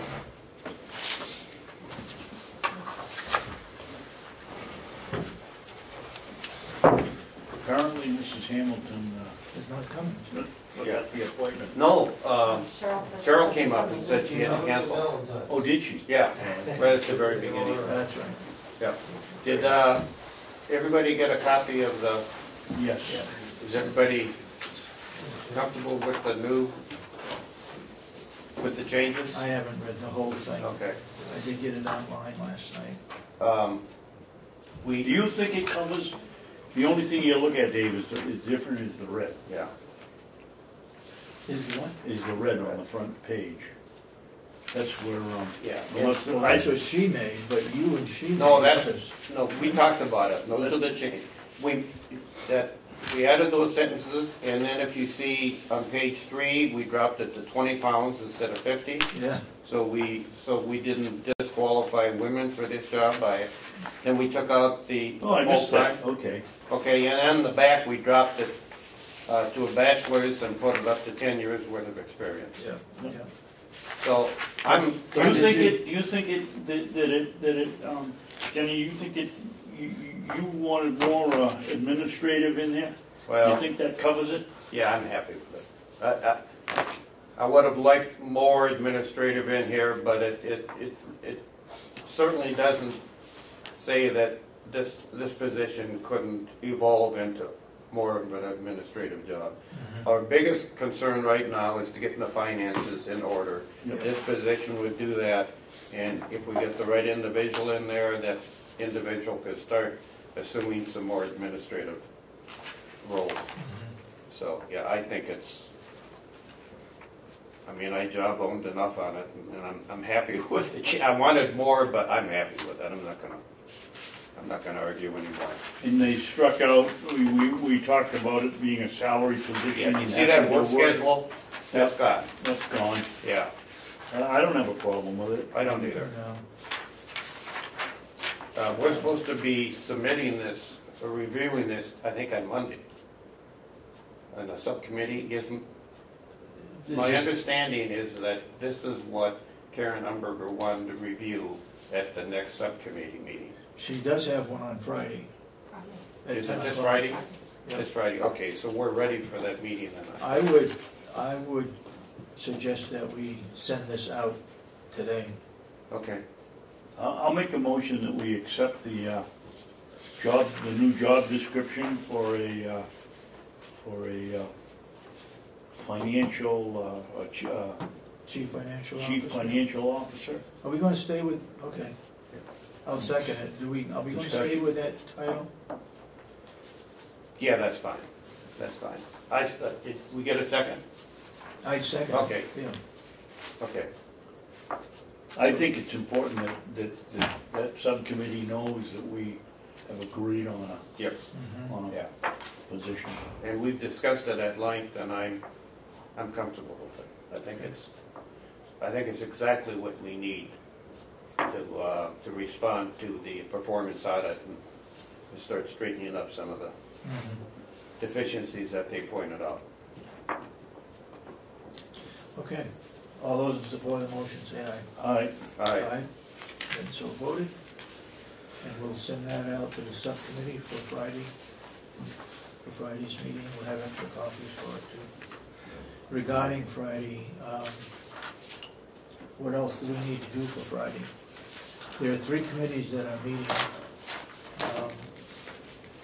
The Public Works is meeting in the afternoon. I have a doctor's appointment in the afternoon. I think it's in the afternoon. I'll have to look it up. Okay, We have, what, one at 9, one at 10, and one at 1 o'clock, 1 right? o'clock, right, Yeah. right. I'll be here for all of here them. for all of them. I'll Okay. try to make the morning. I will make the, depending on whether it's a morning or afternoon, whichever one I'll take in the committee. Is there any particular things for the Public Works that they were looking for? Not that I can remember. That's water, sewer, and fire. Yeah. And are we going with that? Are we going to, didn't we get clarification that the farm had to be Had to separate? be separate, that's what they told us. So the Public Works then really is going to be the sewer and water. the water's gonna be separate. Well, So, I made some Sewer and maintenance. calls to some of the other counties Mm-hmm. and to DRA, and I asked them about whether or not the farm had to be separate. And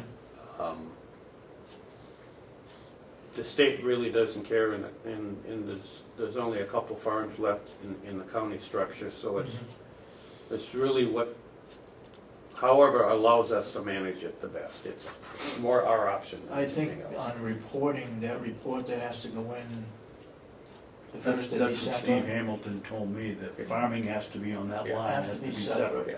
We can Yeah. do whatever we want here, Yeah, but that farm Yeah. line has to be Yeah. separate on Yeah. that form. exactly. So shouldn't the forms in-house and the account numbers in-house move to align with what the state forms look like, so you don't have two Well, separate that's things going why it on? was separate in the first Yeah. place. So it should stay Yeah. separate? Yeah. Yeah. I think that's the only thing, the job description and that farm. Oh, didn't they table the, The bond. no, not the barn, for the bond the wood? Addition, yeah. Yeah, are we gonna try to get that resolved, or do we have to wait on that? They tabled it. I've talked, But they tabled, The full delegation. yeah. did they, oh, the whole full delegation Yeah, tabled? and Oh, they're okay, withholding, okay, Primex is withholding $3,800 based on the fact that we've gone to work out there and only have the slab left to do, so we're gonna lose. we're gonna lose that $4,000. We're gonna lose that $4,000 because the delegation won't, it's not gonna cost them anything. We got 10,000 of it in money back from the insurance company for the bond that blew down. Yeah. And they're holding the 38, so basically it's gonna cost us 3,800 instead of being for nothing. That's gotta get, well, the 20th, we've gotta talk about getting that Yep.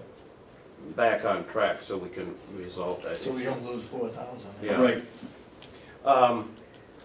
Why I was talking about looking at the bank accounts, I also want to talk about credit cards for the county. Yep. Yes. I made a bunch of phone calls and I went online and I went in a bunch of reviews and like the top 2 business credit cards is Capital One Miles and Inc. Cash, which is from Chase. In both instances, what we would probably end up with is not a business credit card, but a commercial credit card. But they won't talk to you unless you fill out an application. First thing you have to do is apply for this business credit card. And if they accept the application, then we could probably migrate to what they call a corporate credit card, even though they don't advertise it. They still want somebody to be primary, so but you still have to be primary. Yeah. And then whoever gets a card becomes their own card holder, but you as chair would be primary, and it would, if these bills don't get paid, it's your credit rating that gets And impacted. we don't wanna go that way. That's The only How way That's is an it issue. now? Isn't Huh? that how it is now? that's how it Yeah, is that's why now. we're looking around. Yeah, Yeah. and nothing has changed. Now, the only one that may, and I didn't go there, but it's American Express sometimes is more business oriented, and they take that restriction off. But there's so many places right now that They don't won't accept them that don't because take they, American Express because their fees are too high. right, So we're kind of, we're stuck right in between. I mean, that would be our best option, but, you know, they're losing business right and left because their fees are at least 2% higher than everybody else. why So- don't we call in TD North or New Hampshire Bank or one of their mucky mucks, and have them come in on a Wednesday meeting and tell them what the situation is and try browbeating them. It may work, it may not work, but at least we can tell them we don't want to have an individual be the card holder. And all they can say is no. Well, I think the one we should start with is Where we have our money in. where we have our checking Yeah, account, bank absolutely. account, and everybody else. I It's mean, TD, isn't it? I don't have that information yet. I think it's TD North. Okay. So, you're right, we should, and you know, the other thing, Have their corporate credit person, credit Yep. card person come yeah, in there and come in with sit it. there and Yep. sit and talk to them. Yeah. So, I think, Can you do that, Ken? I sure can, as soon as I get the account number and then the contact name and everything else, then I'll call them up and say that we want. That is on the reconciliation sheet, is the account number. The only thing that isn't there is the contact person, and we use the local branch, so you probably would want to start there and find out who the Yep. person is you want to talk to. I mean, most of them have a corporate branch that handles towns and counties, so that's probably where we're end up. Are you checking to make sure that the monthly bank statements are reconciled? Yes, I am. It's on that sheet, Cheryl has it. Sometimes we have to twist a couple of arms, but it's been getting done, according to Cheryl. I guess it could be on the sheet, but can we actually check the bank statement? Do I actually check the bank statements No, we don't. against the reconciliation? No, but we should be setting up some process Once for in a that. while, we should do that, Yeah. just to make sure that it is Here's that it is accurate. Here's what I'm proposing to do, since I'm the new guy on the block. As soon as I get a complete list, the county attorney does not have a bank account, but the sheriff's department has 4, the jail has 3. Nursing home, I'm not sure yet. I'm gonna go, registry deed has 2. I'm gonna get so I've got the account names and the purpose and the contact. And I'm gonna sit down with each department individually and ask for the last 3 bank statements for each account and the last 3 reconciliation worksheets for each account, and go through them one at a time to make sure that the bank statement matches the reconciliation and that we're current.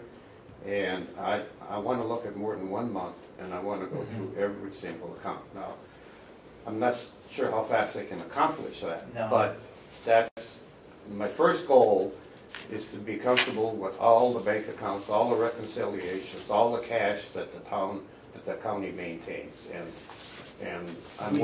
We do have the policies by department as to how they're handling cash. Yeah. You have that? I'm You have a copy of I'm that? gonna be going through that Okay.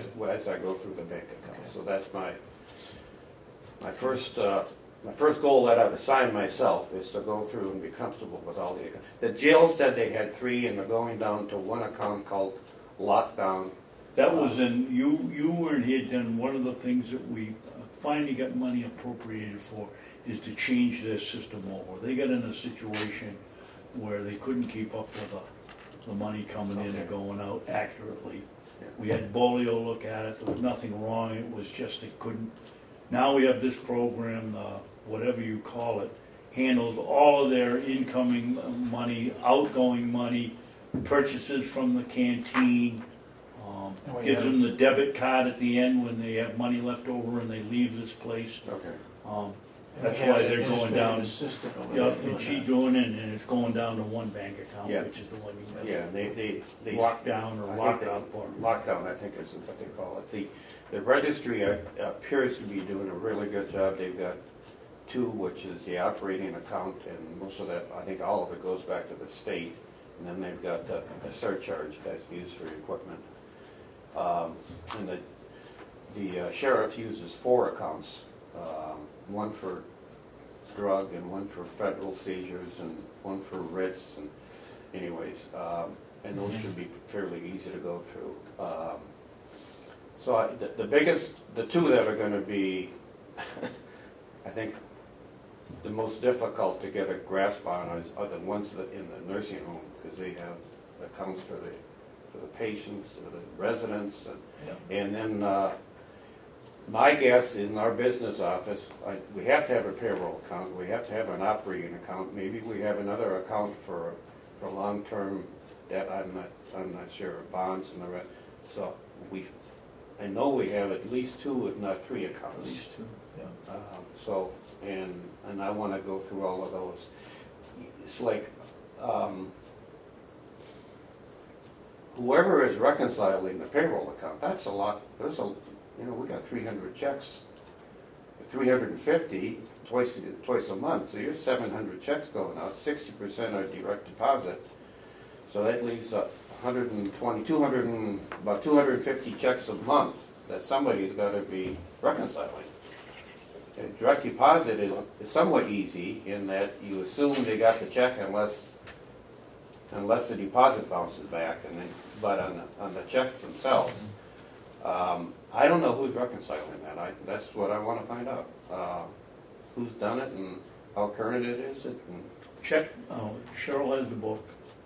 Yeah. Check the page, the sheet. Yeah. Tells you the month, the bank account, and when it was done. Perfect. What the beginning balance was, what the ending balance was. Okay. And, Is that automated? Do you know what? no, it's just, they do it manually. They do it manually. Okay. What next, Mr. Chairman? This bill, have you had a chance to look at this? For $1,241, billing on drafting of December 31st, 2013. New Hampshire Form MS 535 for Hales location and reporting thereon.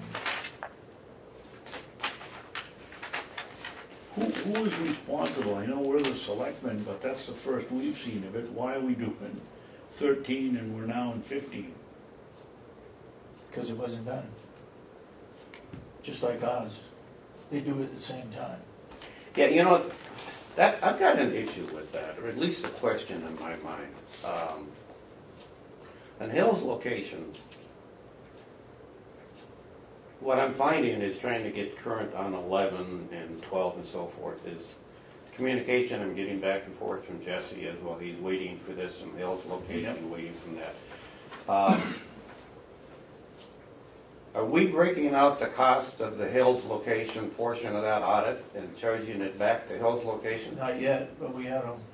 We have to. I mean, the county taxpayers shouldn't be paying Yep. to audit Hill's locations books. And in fact. Well, that's Hale's location there. Yeah. Why would we even be getting a bill? Nothing I've seen that indicates we've paid for Hale's Nope. location. There's no county dollars going into it. That's The only attachment that we have is we get paid $9,000 to administer or be selectman over there. That's all. Okay. Everything else is I didn't know separate.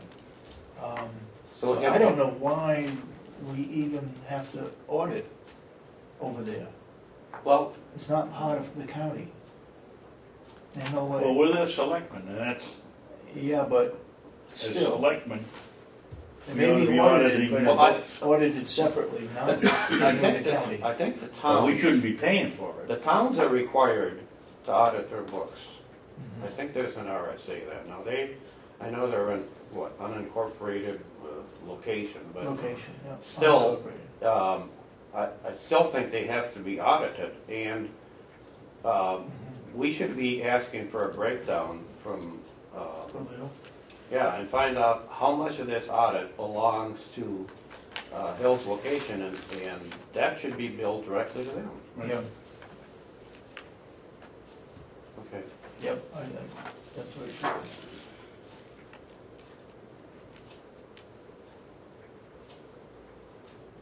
be. I So guess this apparently is all, if I read it right, it's all Hale's location, That's the way I read it. $1,200. I guess the other thing, and it's just a question, but we have two enterprise units. One is the Water and. water and the other one is the nursing home now. Excuse me, Denny, we've just begun to move on the water system Yep. as an enterprise fund. I agree. This is the I first agree. year, I think. I agree. But again, we're auditing for the nursing home and auditing for, should we ask again for that portion of the audit Broken out. broken out and charge it against the nursing home and charge it against the water precinct? Yep, Yep, yep. you're right, we should be. I mean, if it's an enterprise It's gonna be system, separate. it should be separate and it should be charged to those units. Yep. Right? Hmm? Okay. Yeah, this is,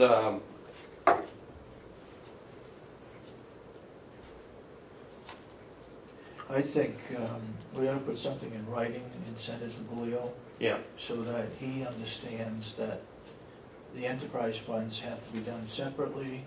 Is that gonna cost us more money? Yes. And also that Hale's location is definitely gonna be kept separate. yeah.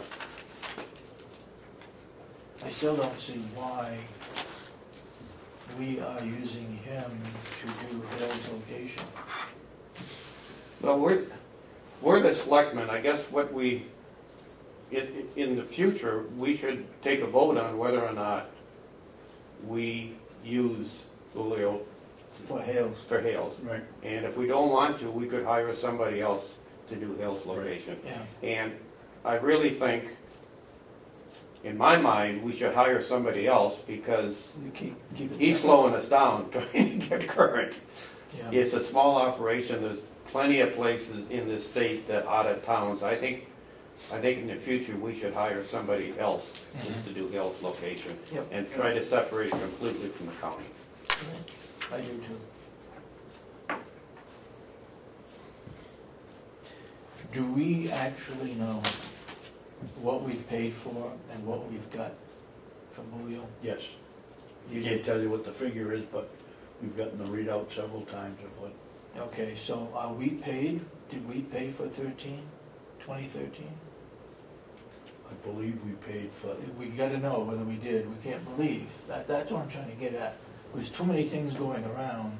We need to know, even if it's for Friday, we need to know what we paid for and what we've got. Well, I was gonna say that last year in March, he finished up some form for which was 13 figures.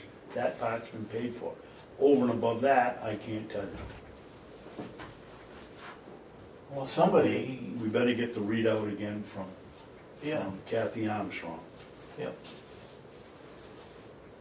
because it is all Because the broken question out. always comes up, well, and Cordelli is right. What have we paid for and what have we got? Well, it's all right there. She has it all on the computer. Okay. We ought to get it on a single page Yeah. Okay. and be able to hand it out saying, this is what we've got as of this date. And also, I think we ought to have, did the treasurer negotiate with Bulio as to when certain things are gonna be Yes. done?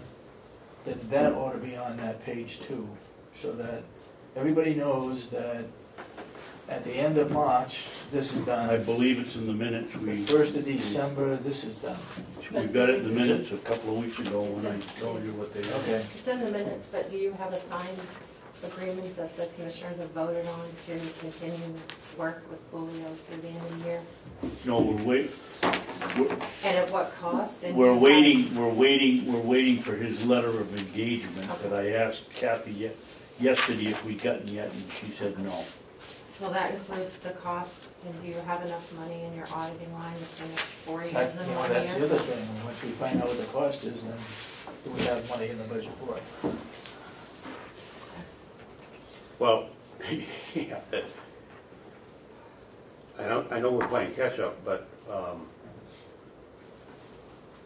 the budget we submitted this year had money in there for the auditor, and it was my understanding that it was $15,000, and that was for 2014. Right. So, which tells me that the prior years then have been budgeted and or encumbered. But I'm not positive of that. I think they've been incumbent. They've been incumbent. Okay, so that, I think That's this what year's we've been budget, told. okay, I think this year's budget had 15,000 for 2014, that's supposed to be done by December 1st of this year. Right. Is that strictly for financials or financials and audit? No, because we've been running 15,000 for the financial and 15,000 for the audit. Okay, See, we gotta get a handle on that yes. somehow. So no money was probably encumbered for auditing, because to encumber, you have to be in a contract for work to be done, and you never had a contract We for didn't auditing. have- Not for 14. Not for any of them, you had contracts for financial statements, engagement letters, but Well, we've had them for the audits too, but that's only through, I think, 12. Can we bring Kathy Armstrong up right now and Can we go discuss get this? it? Why don't you? Let's just talk about it. Okay, or you, Was that okay? or do you want to finish a couple other things before we? Well, as she's coming up, you Well, want? we need the secretary here to. Okay, I'm sorry. All right, No, I agree with you, we gotta do it, but Yeah. I've only got a couple of more Okay. things, small things. you got a couple things, go ahead. The other thing we've got to discuss is a cell phone policy. We have a problem with a county attorney that doesn't want to use the county cell phone, wants to use his personal and wants to be paid for it. I don't believe we should do that. I think that if you, as our HR person does, she carries 2 cell phones, one for business and one for her private. I have no problem paying for the entire phone for business. I do have a problem paying for a personal cell phone that's used both for business and private. I think those people ought to get a stipend, not expect us to pay their whole bill when they're using it for personal use. Why don't we hold that conversation, and we'll have the county attorney to come in? Okay? does your policy already say that? I don't think we have I've asked Lynette to come up with a policy. I don't think there's a policy on cell On the phones. use of cell phones, I think there is. I think There there is? was, you've been through this before about different people. There is one? If she didn't mention it to me. I said I think there is. I think there is too. The other thing is I just want to report on yesterday's activities in Concord. There were 3 bills that basically affected us. There was the one that made county audits mandatory. It was Representative Cordelli's bill. It had 2 sections, one to make county audits mandatory, and the second section added the word service to the bidding process for product, material, and he wanted to add services. There was it was the executive session, which means it's the point where you, where the committee discusses how they're gonna vote, ITL, inexpedient to legislate, or ought to pass with an amendment. They allowed George McGlaris to speak, or me, and George, having no lack of words, jumped right up and helped us out. As his point was in the second portion on services, if you were going to hire a occupational therapist or a speech therapist in the nursing home, that would now become a service, so you have to go out to bid rather than hire the individual. The feeling on the first portion was that it was a county situation and they shouldn't be, the municipal committee shouldn't be telling 8 other counties how to run their business, because we don't have, we've had some financial audit problems here. I think they made a very good call and voted, I believe it was 8-6 to send it to the House, inexpedient to legislate. So that's the end of that one. 8-6? Yep. Wow. Well, there were some members that thought it was a good idea and they should clear up the language that says you've got to have one. As it is now, it's a little bit ambiguous and Well, it's in there, but it's in there in a different category, and that we have to have an audit. The next bill was So what happened to the second portion? Huh? What happened to the second Oh, portion? it was all in one So- bill, and they voted Oh, inexpedient to legislate on the entire Okay. bill. Okay. The next one was Representative McCarthy's bill on, sadly, he got confused a couple of times. He had 2 bills in, and he was reading the testimony for one, and it was the other bill, and he corrected himself 2 or 3 times. I think it confused the committee. But the first bill was to, what was a line item appropriation, and we heard, the committee heard the same thing we've heard for 2 or 3 years from the good representative. I don't quite know what I couldn't get the feeling on that one. The second bill was the one for $500 and over, has to come to the executive committee. I testified on that. Representative McCarthy didn't like what I had to say, apparently. I did get confused and told the committee that it was 300 instead of 500. I also told them that I didn't think it was necessary because we already have a policy here for 1,000. Representative McCarthy doesn't believe that.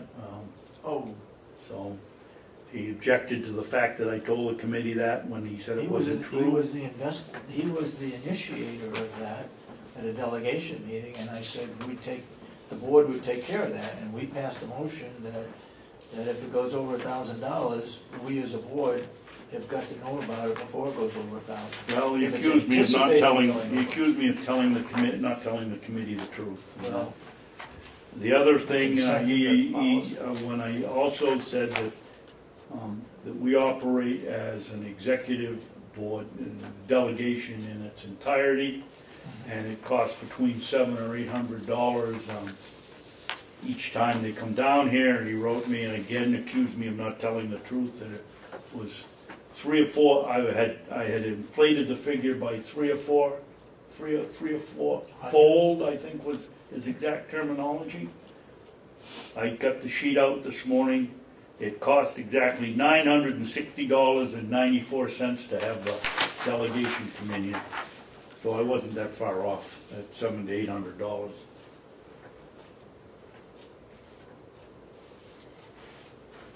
I don't think the committee will. I think the committee will find his bill inexpedient to legislate. Frankly, I hope they do.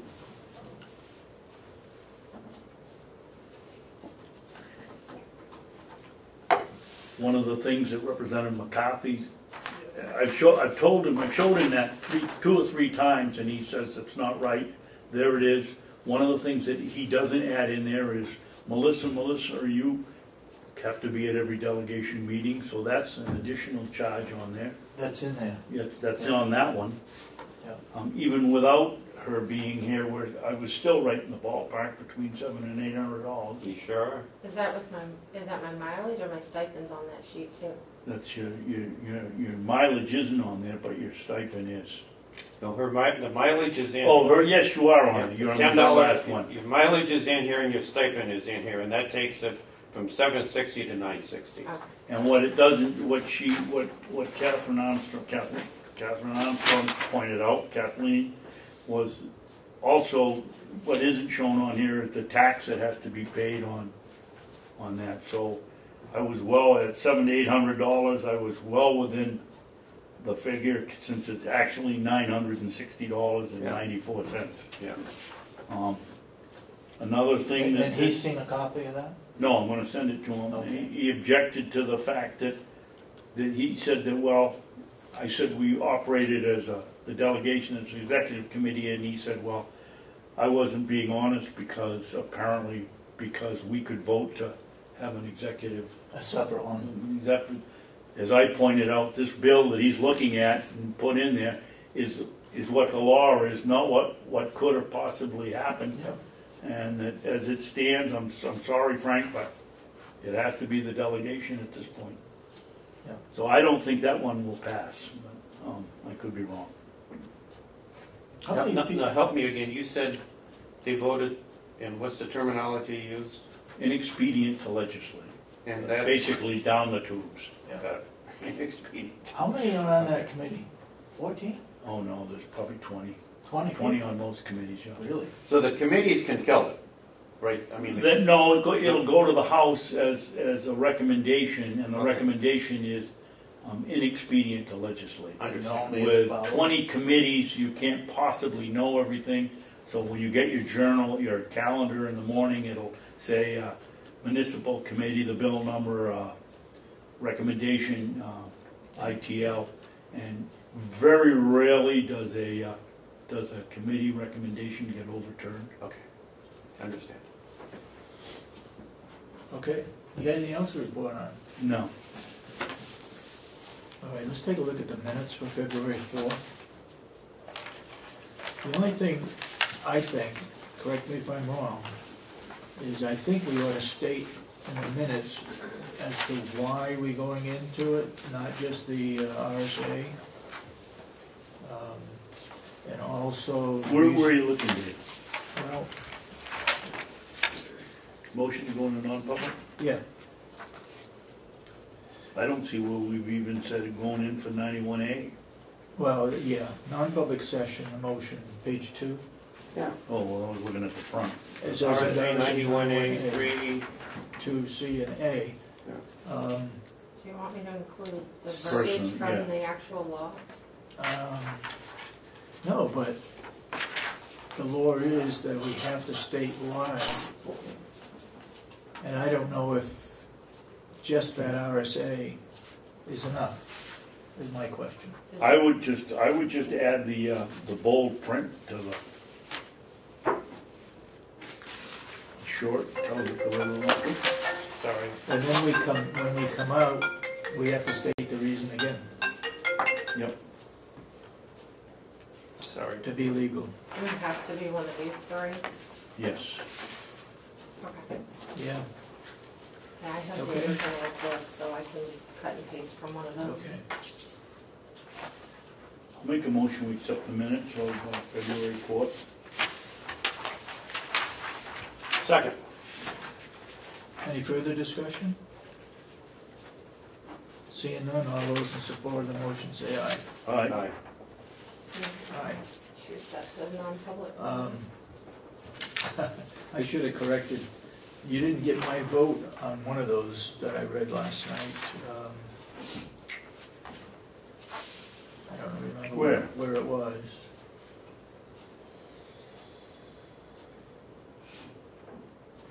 Oh, very last one, motion to seal the non-public minutes. You got Miller and you got Babson, you don't have me on there. Okay, I'll fix Okay. that. Oh, yeah, Um, you're right, it's missing.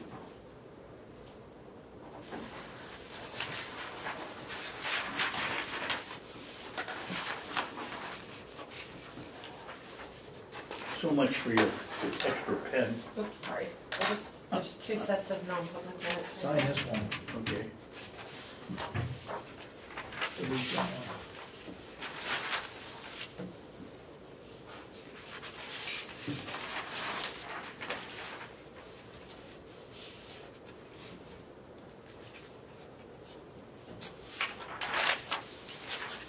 And where are the non-public, we haven't discussed them?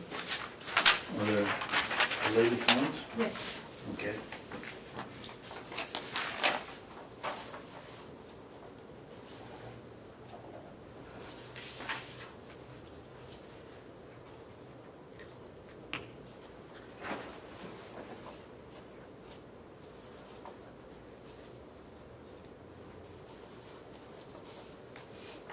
I think we ought to approve it and unseal and not seal it. I think that one could be unsealed too. That one that Commissioner Miller has, you voted not to seal it Oh. anyway. Okay, you're right.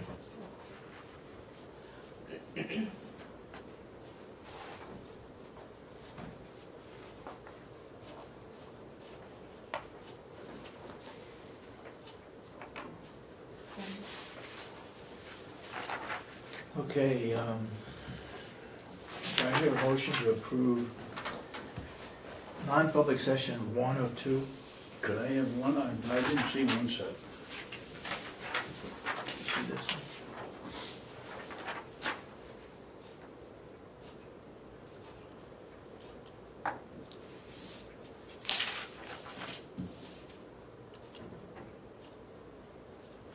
Let's do it. Hmm? All set on my part. On- But you gotta take a On the vote. first session, I'd look at a correction. Go ahead. The commissioners voted to enter into non-public session this date as follows. I'd like something to say in there that I did it under protest. And as it turned out, it worked out. And we didn't seal them, so there was no problem. I just like it noted that I So even object- though you voted no to enter in the non-public, you still attended, but Yes, under protest or well, something? I don't know if protest or whatever, but Under duress. duress, that's it. Yeah, duress. Drag you in and lock the door, what happened? So, okay, I mean, I can certainly Just write that in there. do that. We'll sign it and give it to the clerk. You make a motion to approve that? Should I, since mine is the one that, I'll make a motion to approve. That's Is correct. That's 1 of 2 or 2 of 2, Melissa? That's 1 of 2. 1 of 2. Okay. Second it. All those in support of the motion, say aye. aye. Aye. Been so voted. Duress, really? Yeah, That's all I can come up with right now, so it's going in. that's good. All right. I just wanted to show there was some Yeah. question whether we should be in non-public or public on that Okay. question. So you just voted to approve these. Okay. So we'll write it on top. Okay. So we signed it. Those are probably. Non-public minutes, does only one commissioner have to sign the minutes? Sign off? That's what's happening. I don't know why, but There's no rule. Really? no rule, it has to be signed, I guess, No, right? Essentially, you're signing on behalf of the board after a vote to approve, so. Well, I'm gonna initial Okay, it. that one can go in the Go right records. ahead, you need a sign, if you want an autograph line, I'll put it back Well, this works for me. Do I hear a motion to I'll make a approve motion we- non-public 2 of 2? I'll make a motion that we approve the non-public minutes of, help me out, Dave? February 4th. February 4th, part 2 of 2. Second it. Second. All those in support of the motion say aye. Aye. Aye. Do you also want to, The next question is, David, I got has a this been question. followed up on? talked to Liz yesterday, and perhaps she suggested that, as I recall, that maybe that's not a good idea, because it's gonna be, well, yeah, I don't have them. Okay. Yeah. I think that's Also, what's gonna happen. David, on these, should we, just to cover our butts, be having a roll call vote on accepting these minutes, rather than a voice vote? Just as easy to say yes, yes, and yes. Yeah. And more? Okay, For those two parts over here, would you do that, please? I can. Yep. I mean, you can look at it both ways too, in my opinion. The more layers you add on that aren't actually required, the more likelihood you're gonna, something's gonna get screwed up along the way, or messed Well, you up. can't screw up, you in- can't in the screw up if process. you're going from a voice vote to a roll call vote, You're making it positive. We'll go to a roll And call. you could just take a policy position that from now on, all of your votes are roll call. No, no, No? let's just do a roll call vote for these two. Okay. Just for non-public. Some, How okay. about that? Commissioner Miller, Yes. Commissioner Yes. Sorensen, Commissioner Babson. Yes. Okay. Is that for one of two or two of two? Both. Oh, okay. That motion was for both the non-public sessions. To release, or just approve? No. Approve. Okay, Approve. right, I got that. Now, you had mentioned wanting to release the other ones, are you still wanting to hold those? One of them, The second session? I lost my minutes, and your minutes, Do you want, when we this had. this one is approved, is not sealed, and it, so it can be released. This one's, that one's sealed. That one's sealed, so I guess what I'm asking So you, this is the one that's sealed. do you want to keep it sealed? Is Yeah. that the letter from Bailey? Yes, Yeah. yeah, I think we should. Yeah. Yeah. Yeah. Okay. Trying to keep track. Okay. You're gonna get We're gonna Kathy Gary next. Okay. Is it Kathy Gary or Kevin Armstrong? Get both of them. Yeah, they'll both go on. All right.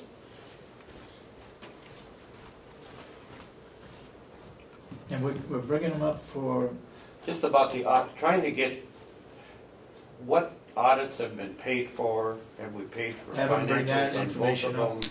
Sure. Yes. Then we can, I'm gonna take some notes so I don't try to retain this anymore.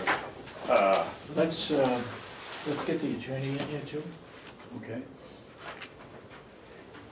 Talk about his storage space as well as his credit cards.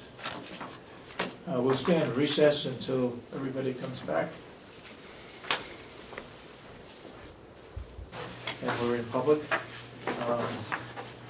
We apparently have a storage problem, and you've solved that with Bob. You got a room over at the old nursing home. That's satisfactory to you? Yeah, there's a room over there, the two issues that we just dealt with when I went over there. Basically, I guess it's a sprinkled unit, so the only issue is what happens if it goes off, or if there's leakage or something like that. We were told this morning that unless there's a fire in that room, that sprinkler wouldn't go off. If another one went off someplace else, that one wouldn't. Right. So, we have, as well as downstairs in deeds, as well as in here, we have the house and system, or whatever they call it, which has the dry chemical. The halon. Halon, Halon, I keep yeah. pronouncing it. Yeah. You're thinking of Halo, Tom. Yeah. That's over my head. Just kidding. So, the issue is that at different areas in the building of these two offices, you could either be sprinklered or you could be under that dry chemical with the removal of the air and stuff like that. Yeah. So, we've been going over different safety measures and things that need to be reviewed again. But, primarily my office is full of files that are, not in the protection of that. Most of those are more current than files, say, 50 or 60 years ago, which should be in a storage facility, not here. Yeah.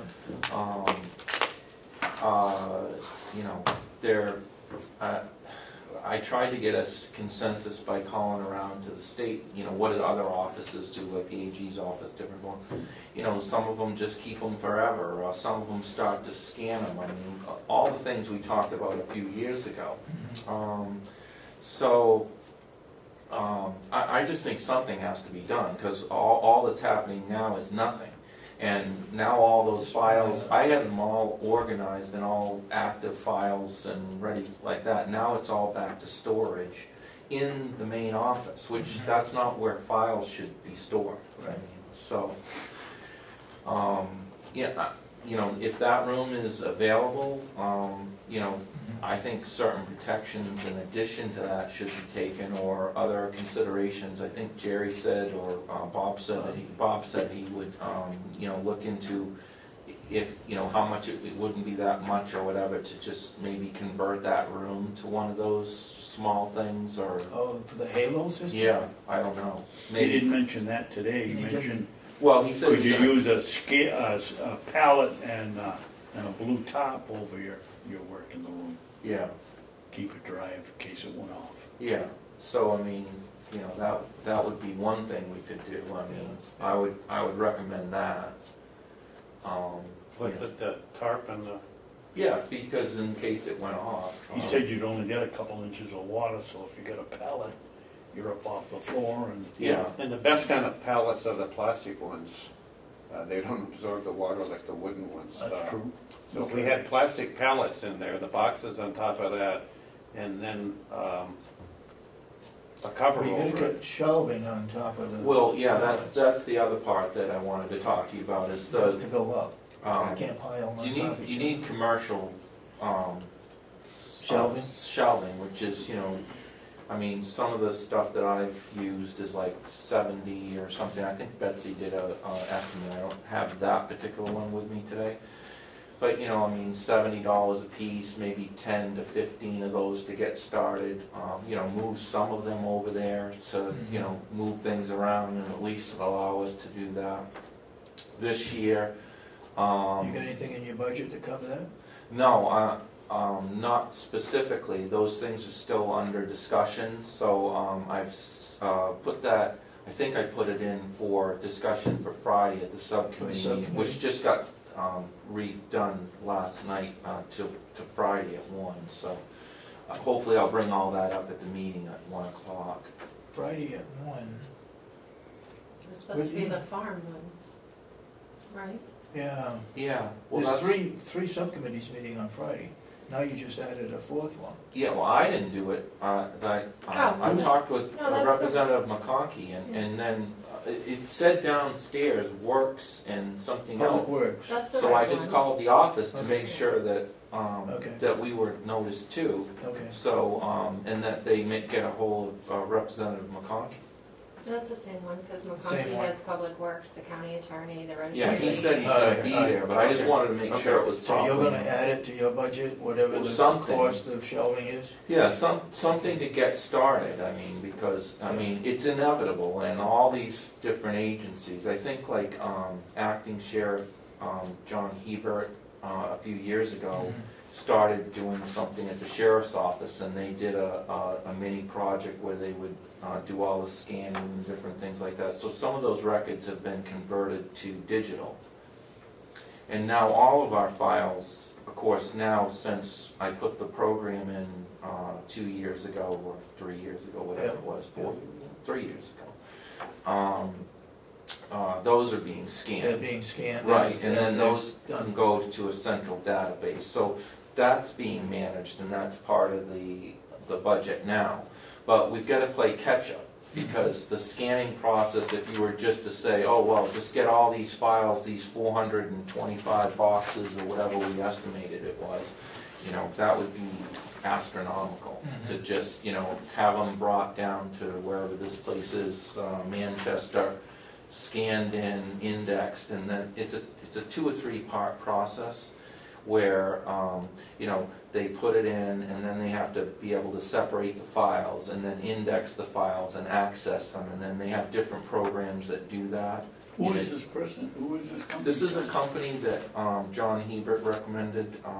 It was Inception Technologies out of Manchester. So they gave a proposal which I brought for you today. I'm not considering that at this point because of the cost, but he just gave us something to work at. And I think how it should go is we should get it started at some level so that we're scanning them piecemeal and trying to get the problem condensed. You are aware that the commissioners put doing just this in the budget last year and the delegation took it out. Well, I think I heard something about that, but I was going to discuss it, the importance of it with Representative McConkey and his staff, because it's not something we can ignore. I mean, because now it's a function of space. I mean, I've got files there that are just sitting around that shouldn't have been there from 2 years ago, that are in the way of our production and our space and everything. So.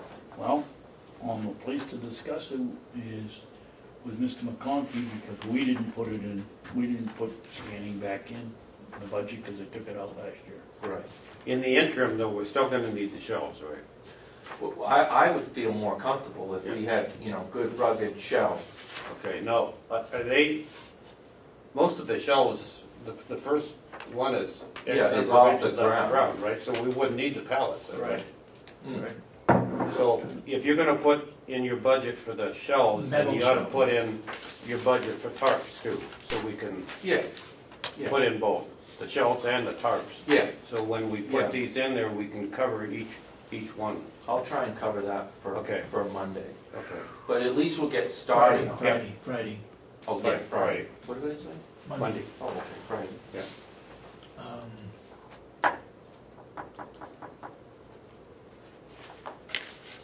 That's expensive. Even if they're scanned, you have to keep them? Keep the files? I don't think you have to keep them if they're scanned, do you? I don't think so. Especially if you scan them and then you have a backup of the scanned document. I don't see any reason to keep the original.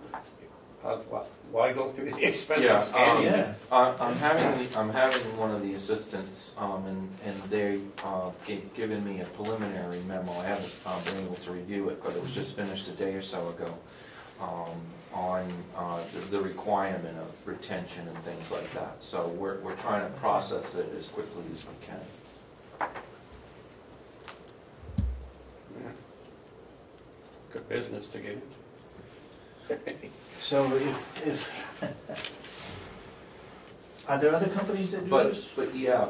But John's familiar with this one, but his proposal would be, and I originally gave that to the commission, it was about $1,500, and he would, you know, train us how to do it. We have some of the scanner capabilities here that we can use.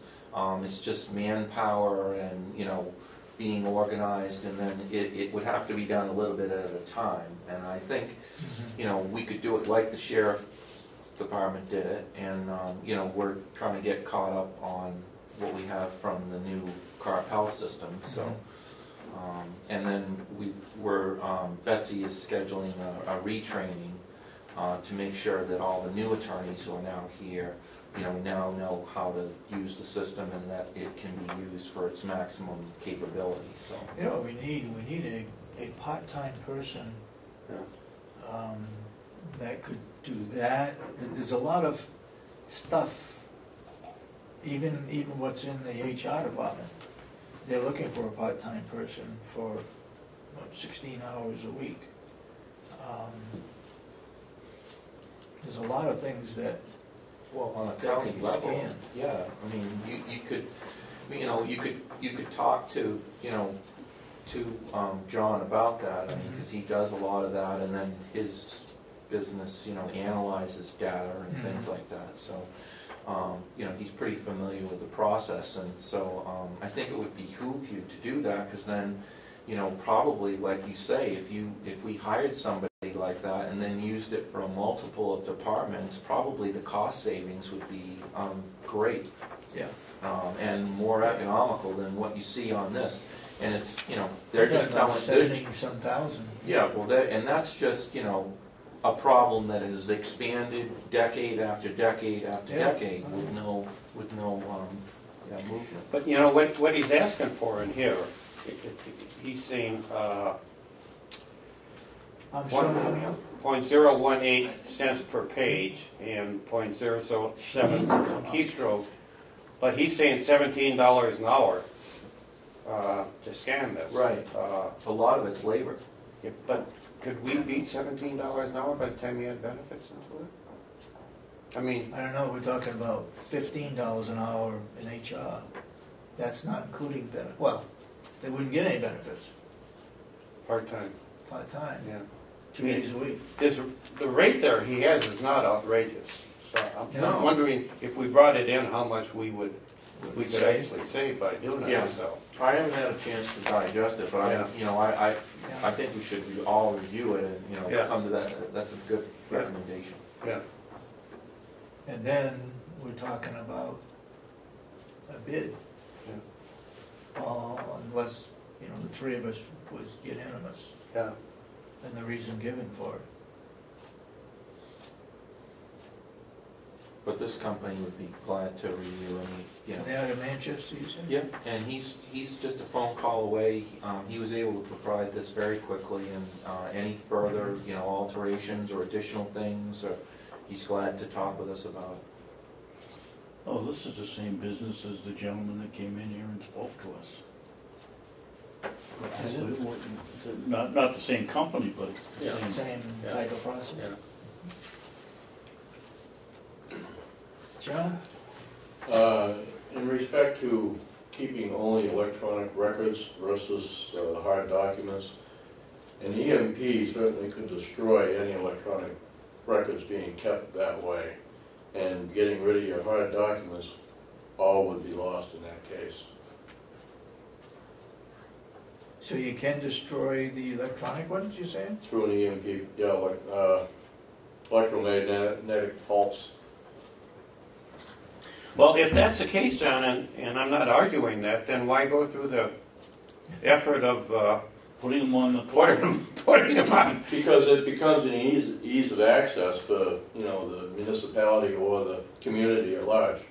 That's why you would do that. But otherwise, is to retain those documents in archive, you probably want to keep the hard copies and not destroy Well, them. and the other thing is that, you know, you could, in this process, and I guess we'd have to discuss it with the various companies, but make an additional copy and, you know, either in whatever format is the best, you know, so that you've got a backup or a secondary source electronically, digitally, or whatever, to, you know, back that up in case something like that happens, so that you have another source. I tell you, I guess that's the only time I'd be in favor of doing this is if we could actually dispose of these old records, but if we have to keep them, that's an awful lot. How often do you actually go back and have to dig through these little files? I mean, is it? Not too often, and, you know, you know, I mean, of course, probably some of them never. Yeah. You know, I bet when we took down the old nursing home, way up in the attic, there was a lot of files that were just got thrown out. They were years and years and years ago. Yeah. I mean, Yeah. Right. I'm sure they got thrown out. Yeah. It's up where the pigeons were, and Just quite a mess. a point of note, thankfully, things such as the Dead Sea Scrolls and things like that never got thrown out. Okay? Yeah. But you know, John, there is a lot of stuff right now nowadays, like, you know, even tax forms and that you never do generate a hard copy.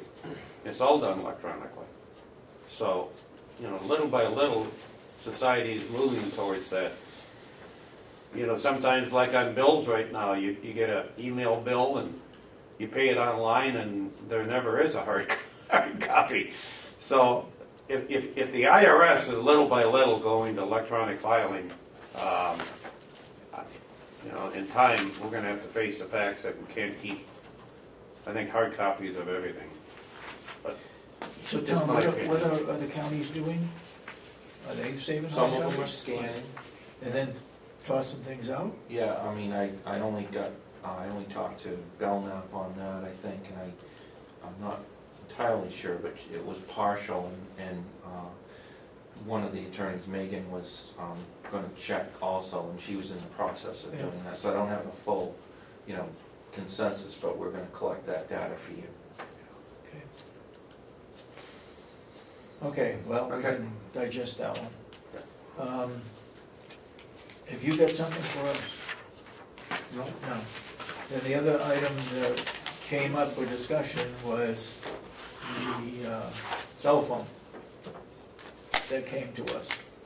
You have two cell phones, one private one and one company one? Right, I'm trying to shut down the other one. Which one? But I guess the one that, The county one or the private one? the county one. The county one. So, are you saying that your private one would be doing county business? That's how we Right. did it before, yeah. Because And- they have to get a hold of me all the time. I don't really want to carry around two cell phones. So then how much are we gonna be paying on the private one? I think the amount that I put down there, I don't have, you got it? $65. yeah. $65 a month? Yeah. That's what it would appear.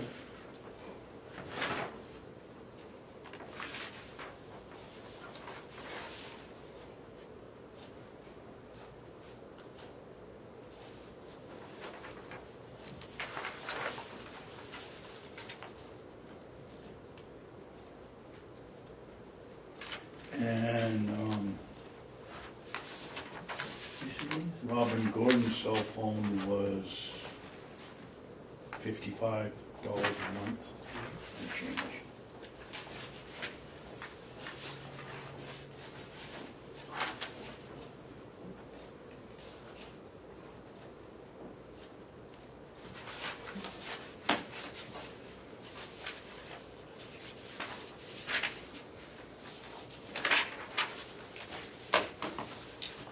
So you're asking us to pay for your private phone that's gonna be also used by the office?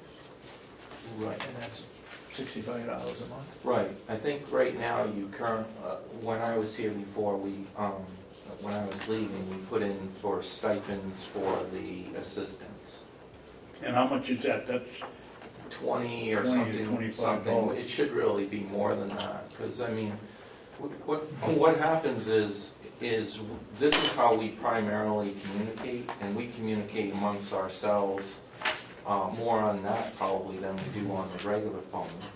And then, you know, when we're over at court or when we have to make a decision as to who's covering what, then we have joint things, just like we do it with the county.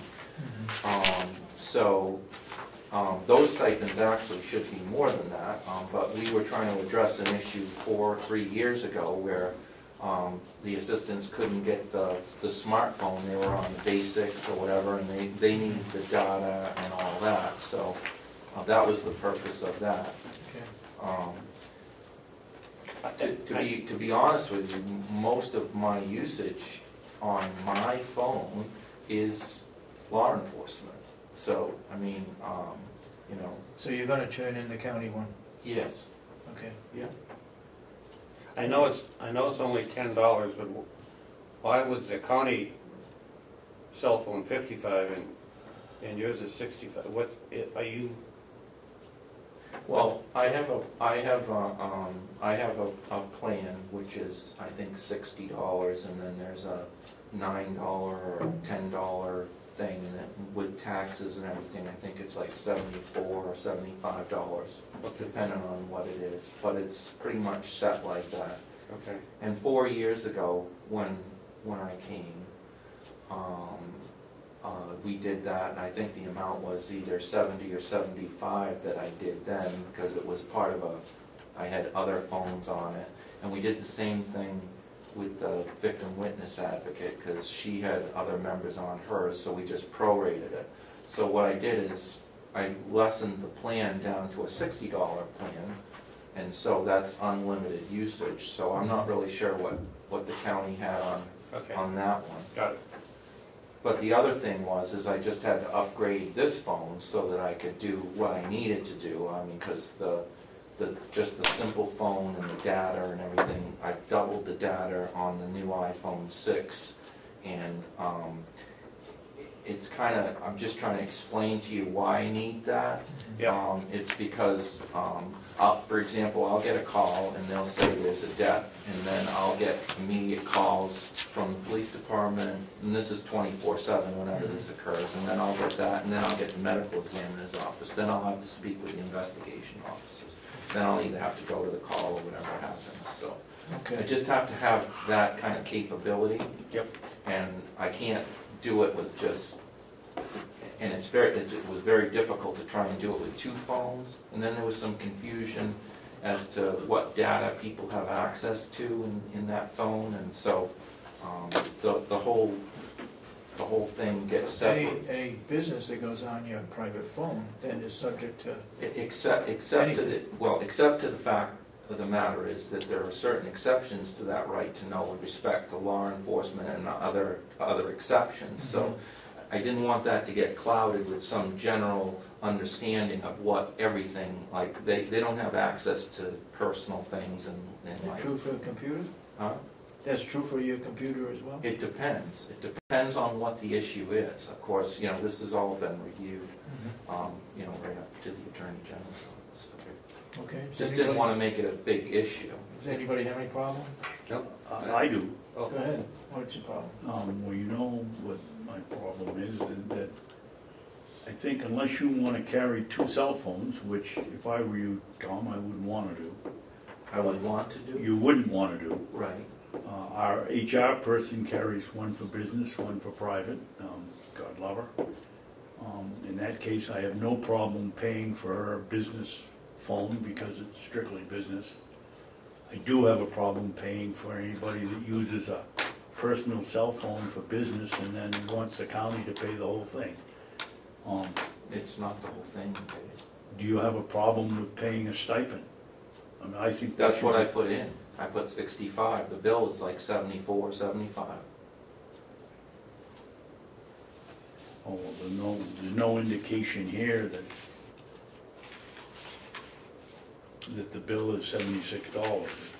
Yeah. No, there isn't, but Tom just I'm going to get alluded to that, and told us what the total bill was, and he put 65 on there for, because he excluded the taxes and some of the other things. So right. It's not the total amount. I'd like to see what the total amount is, and then discuss with Tom what is a fair stipend for that telephone. Well, I guess my point on it is that his phone, he's in a special circumstance compared to most of the rest of the people in the county, being that he's communicating with law enforcement and on-call and everything else. So, my vote, if we took a vote, I'd say 65 is reasonable. If we were paying 55 private, and he's got more data and more ability on this iPhone. That's just my opinion. So we can put it off, or whatever you want to do. I won't feel badly if it's a 2-to-1 vote, Mr. Okay. Commissioner. I will put it off until next week. Okay. Make sure that goes on the action plan. Anything else we need to discuss with the county attorney? No, that was it. You're all set with what you're doing over there? Yeah. That's for Tom. Okay. Oh, Yeah. is that an extra copy? I think that, isn't that your copy? You Yeah, just that handed is it to us, we didn't know whether we could keep it or not. Thanks. Yeah, I mean, the issue is, Dave, I don't wanna carry 2 phones. Yeah. I don't blame you. Well, We understand. if you've got a problem with it, if you wanna come and look at my phone after the meeting, I mean, you can go see how many calls, I mean, but it's like, All you gotta do is turn in the one that the county has. right, and I've been trying to do that. work something out Last on the time other we one. just did it, and there was no discussion or problem with it. And I was just trying to separate this, situation so that it didn't, but it's really accessibility. And actually, it was quite useful, the fact that I have been using my own phone right from the beginning, that they were able to get me more on that because I was having some trouble with my landline at home, so. Okay. So, I mean, that was the only way they could get a hold of me. And when power goes down and everything like that, I'm still the one that they have to get a hold of, so. It's really Okay. a common sense thing. Yep. All right, thank you very much, and you're gonna start moving stuff over to the old Gotta nursing get the home? shelves first, I think, right? All right, yeah, you're gonna do that with Yeah, the subcommittee, yeah. get a figure for shelving, Yeah, the only other thing that, like you said, was, it's the matter, as soon as I got here, was the issue of the offices here and the there's no Yeah. privacy or anything like that. Kathy, we've got storage in there too, right? In that Halon system? Is there any more room on our side? No, No. And the sheriff has got stuff in there too? right, right. Okay. Well, Jerry's working on it again, just to, touch base with those Yep. people, I mean, because something's got to be done. I mean, right now, I mean, it's impossible, I mean, 2 people will start talking here, and the other one's trying to concentrate on writing something, and you can't hear yourself talk, and there's no other place to go. So. Oh, you mean facilities? Right, right, so I mean, We're gonna put it right to the ceiling, yeah, the petitions. right, yep. And he's also gonna, the one that I had submitted, which was using, once we get the files out of there, utilizing some of that system, because one of the, it's just one of those attachments there on our half, I think would have to be redirected, or we could put a wall up and then still utilize the other side of the county one and half of it for important file storage. So I think, I think that's a doable thing too. And of course, this side of the building has windows, and it's much easier to put a thing and then have, at least you can open the windows and it addresses the fresh air issue. But here, Yeah. it's just, there is no fresh air, and it's just, it's just an open room. So Jerry's looking at that? Yeah, he's trying to put that back together, Okay. because it's, a continuing situation. We walk by and disturb the person when we come through the door, because there's no petition in her petition, so everybody walks through Yeah. her office. Mm. It's not Yeah. practical. Yep. So, Okay, okay, thank you very much. thank you. I assume we're gonna hold off on this bill. Come on up.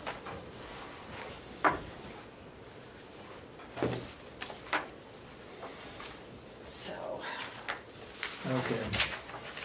Now I forgot why we We need to know where we are with We- Julio Oh, payment. yeah. and We what want to we're- understand these audits and Yeah, what's yeah. paid for and what isn't. I've been emailing back and forth with Ron this morning because he is sending me the engagement letters for the 13 audit and the 14 financials audit Back.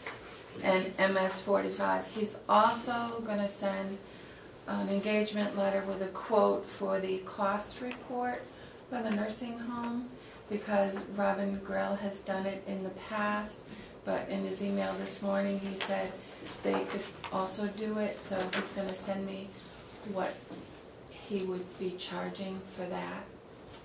Okay, the X's mean The X's mean they're completed, they're completed. yeah, and the red, it means we're contracted with them. Okay, okay. So, I was hoping by noon, he was hoping to get me those letters so you guys could review them today So the most important ones we're looking for is the MS 45 for the 14th. for the 14. Yeah, and the cost report. And the cost Both of report. those have to be done By, before the end of March.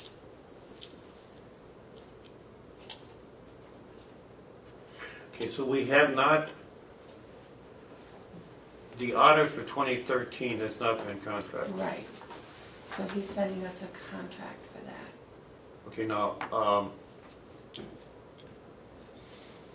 let me add one more line item here, so I want to know which ones have been paid for and or encumbered. yeah, Okay, Kath got 2 bills this week. She's processing. There's nothing encumbered and we can't encumber. Right, there's nothing, we've used all our encumbered funds. Okay, so which ones have been paid for? yeah. Okay. And then after we get through that, I want to know which ones have been budgeted. Okay. So this week, we're getting the bill for the 13 MS 45. We're getting the bill? Yes, we have the bill. Do we have the money to pay for it? Yes, we're taking it out of funds that were left for, Encumbered? yeah, well, Okay. from 14, because they are for the 13 financials. You still want to come back? Okay, well, let me, on 2011, Mm-hmm. everything there has been either budgeted or paid for, is that correct? Let's start with 211.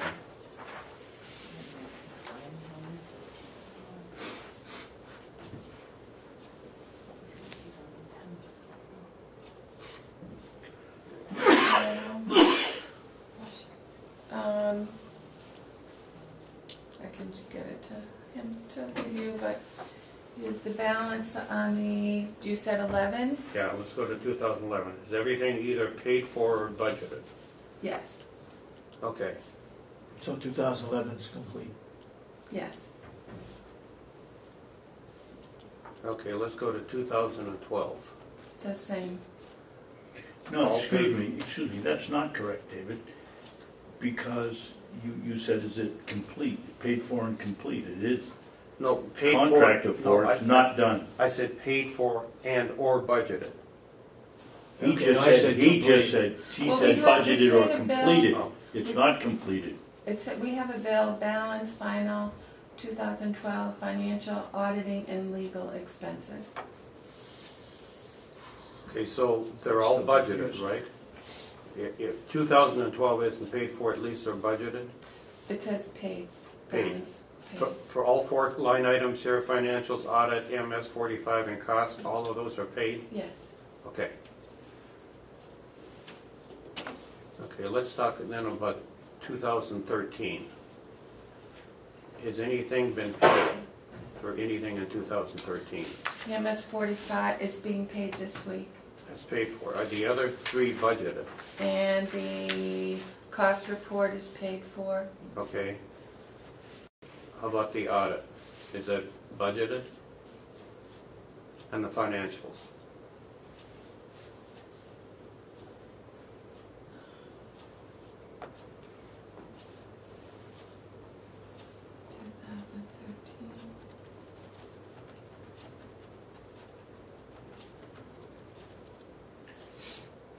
We have paid a retainer of $3,800, and we have a bill for 2013 of $98.70. That's this week. So my assumption is It's a partial pay. those are for the financials then, right? Right. Okay. So that's in effect, I'm gonna call So- that paid. Right, so it's the audit, which we don't have a contract with them, but they're sending it to us. Okay, now do we have money in the budget for the 2013 audit? What's budgeted,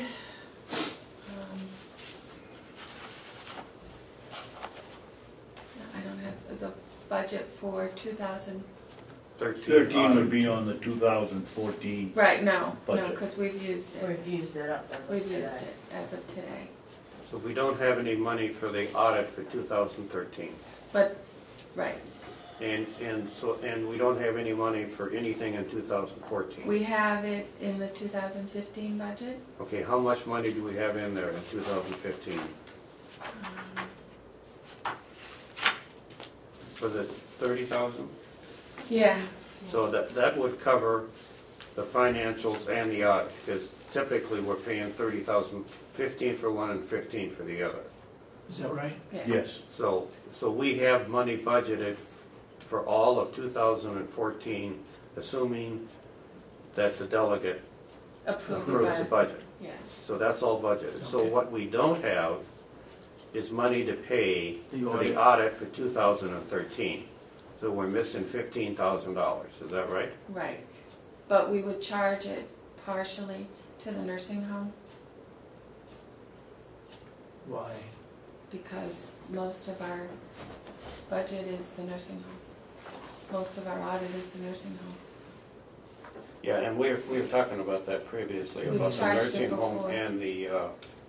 and the water precinct being enterprise, and how much of the audit costs that they should be picking up. Because they pick up the cost report, the nursing home does, and they pick up the 300 fund piece of the financials.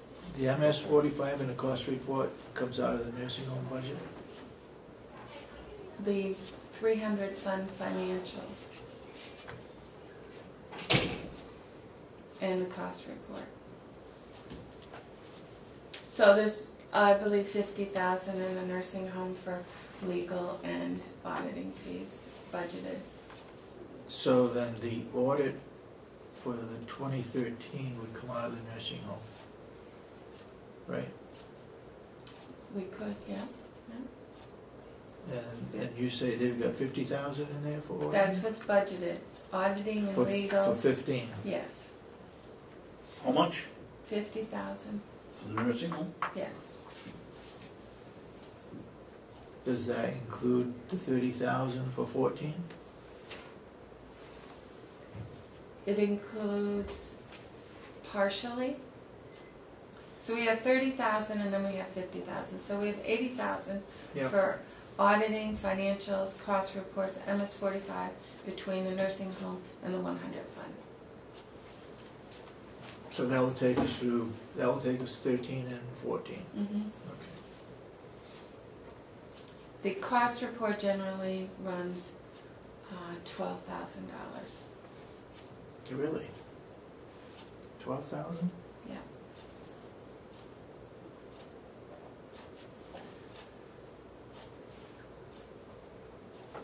What about the MS 45? You got a figure for what that costs? He charged us $38.56.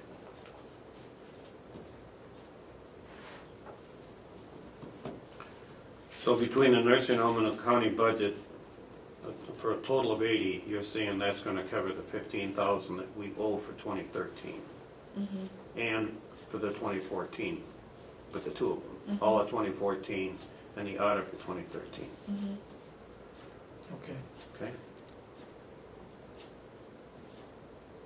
And does that cover the MS 45 and the cost report for 14? Well, that's what he's gonna send me. But that His 80,000 that 80,000 would take care of those two Mhm. as well.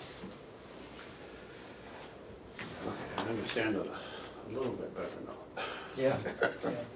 But I expect, and he knows you're here today, and he knows that you want to look at the engagement letters today, so.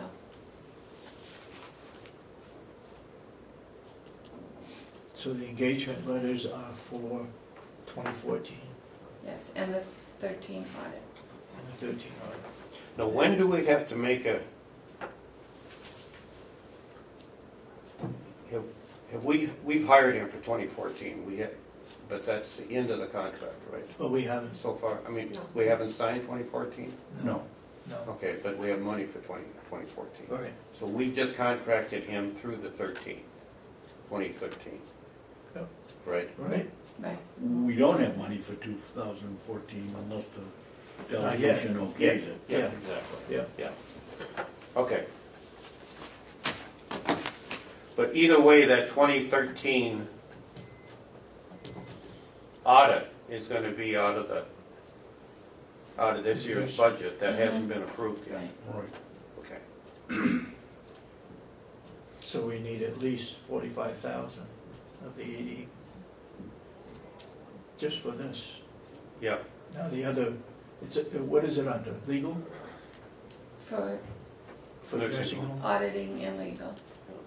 So out of the legal portion of it comes the union contract with our attorney, right?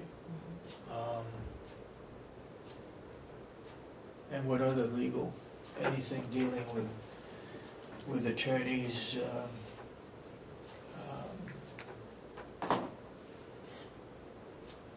where would we use the rest of it? Well, what about the gainer cases? Where does that go? They got, Where's it's that an go? enterprise fund, it has to go over to the nursing home, doesn't it? Well, that's up for discussion now, because that case, we shouldn't mention names, that case went to the personnel committee of the delegation. They, because of certain circumstances, it was turned over to the court. Who picks up that cost? Do we pick it up, or does the delegation pick it up?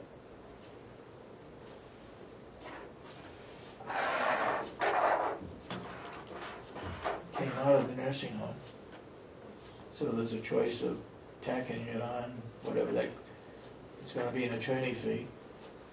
Why wouldn't it come out, the nursing home's an enterprise fund, why wouldn't it come out of That's where it should be, isn't it? come out of the nursing home? Yeah.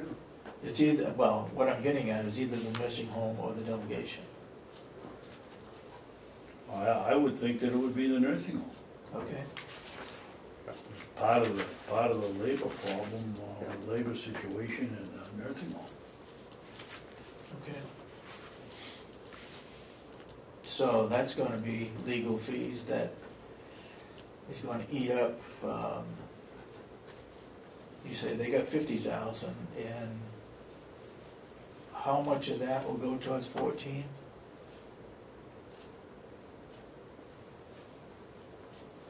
We have, right now in our budget, we have 50,000 for the nursing home and 30,000 for the commissioners, correct? Right. 80,000. So we need 30,000 to go towards this stuff.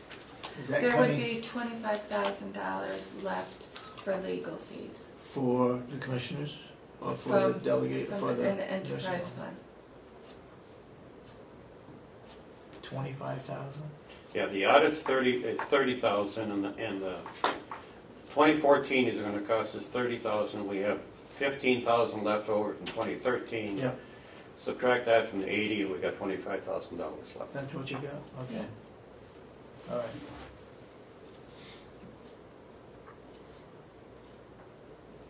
Okay, I guess we're caught up. Yep. Anybody else got any questions now? No? Okay. I'm glad that we did this, because it's just floating around, and this has been done, that's been paid for, no. And the delegation continues to ask us questions. Yeah. It's nice to have it Yep. itemized here so we know exactly where we are. I want to ask you about 2012 audit. You've just got the red sign there.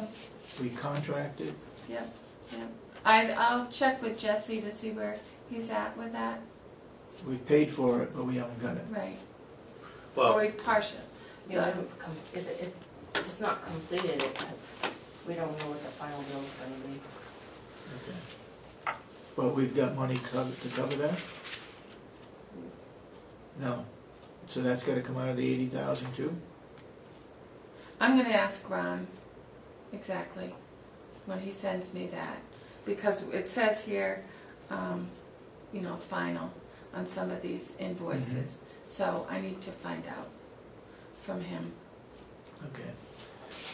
This one, exactly, because I've asked him for that before. okay, this one here for, Hills Location. Yep, This should be paid by Hills, Hills okay, Location. it is. It is. That's their check. You're right. Yeah.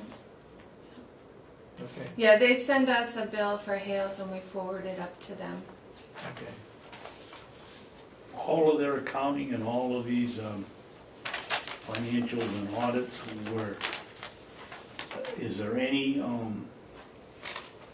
Hales location work being done in these that comes billed to us? They send us a bill for Hales and it's separate, For all of the work that they do for Hales? yeah. Okay. How many people are on that checking account besides Commissioner Sorensen? You signed that, right? On whose? On that one. Don't you sign that check? Yes. Who else is it? The treasurer? So we have at least two? Yeah, Okay. oh yeah, and Commissioner I Babson. believe I'm on it too, Okay, I'm good. signing them. We can get you on But it. No, not on no, we Hales. don't need, no, that's Hales. I'm the only one on Hales And the treasurer and the treasurer. and Babson, Okay. Commissioner Babson. So there's three people that Yeah, could sign could it, sign, but yeah. only one signs it. Right, Yeah, Okay. that's correct, yeah. So then this one is December 31st, 2013. So let me go back. I thought that the audit for 2012 was budgeted or paid for, but you're not sure? Well, it says final on here, but I need to call and ask him. Okay, so that's still a question mark then, right?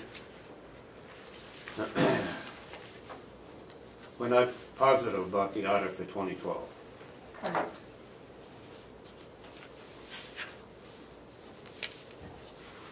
But we have money to pay for it. I will get a final from him and ask him exactly, so that we know for going forward with the budget. Okay. Is I've this- asked him for it before. Is the I'll same ask thing him. true for 2011, according to your chart? That one's completely done. That's completed and paid for? Okay. Because I was surprised with the cost for the, Hales? yeah. And even ours. We don't have our budget yet for Hales, right? We haven't No, got I've anything from asked her them. for Okay. that. No. And so she probably will need to be on the agenda Yep. in the next couple of weeks. Yep. Could I have a motion that would allow me to sign this check for Bulio for Hales location, to the tune of $1,241.25? So moved. Second. All those who support the motion say aye. Aye. Aye, okay. Thank you. Okay. Anything else we want? Yes. Go ahead. We're now into the second month, week of February, or the third week. When will the 2014 expense and revenue sheets be filled, and when will they be going up on the web? My hope is, because the delegation is meeting next Friday, to have it all complete By then. before then, so that they have it for their meeting. Karen sent me an email this morning. Lonnie, Well, maybe we should make it a top priority. It that is a priority. That it is done. It is a priority, because at that point, I also want to send it to Ron so he can start working on the MS-45. Okay. Thank you. Okay? anything else? No? All right, thank you very much, both of you. Yep. And no more snow, right? Yeah, it's gonna miss us. Going south. Yeah, It is gonna miss us? yeah, that's what they said this morning, out to sea. Good, good. You got anything else to bring up this morning? I am, before you say, I am meeting with the Sheriff's Union tomorrow at 1 o'clock. You've seen the proposal, that's what I'm gonna stick to. Unless somebody else has got some objections to it. Okay. I am going to meet with the nursing home union administration next week at Wednesday, which we're not meeting on Wednesday, we're meeting on Friday, but I'm gonna be here on Wednesday. Why are you gonna meet To with meet with them, 9:30 to 10:30, they've got some issues or problems that they wanna talk about, and that was called by Lynette.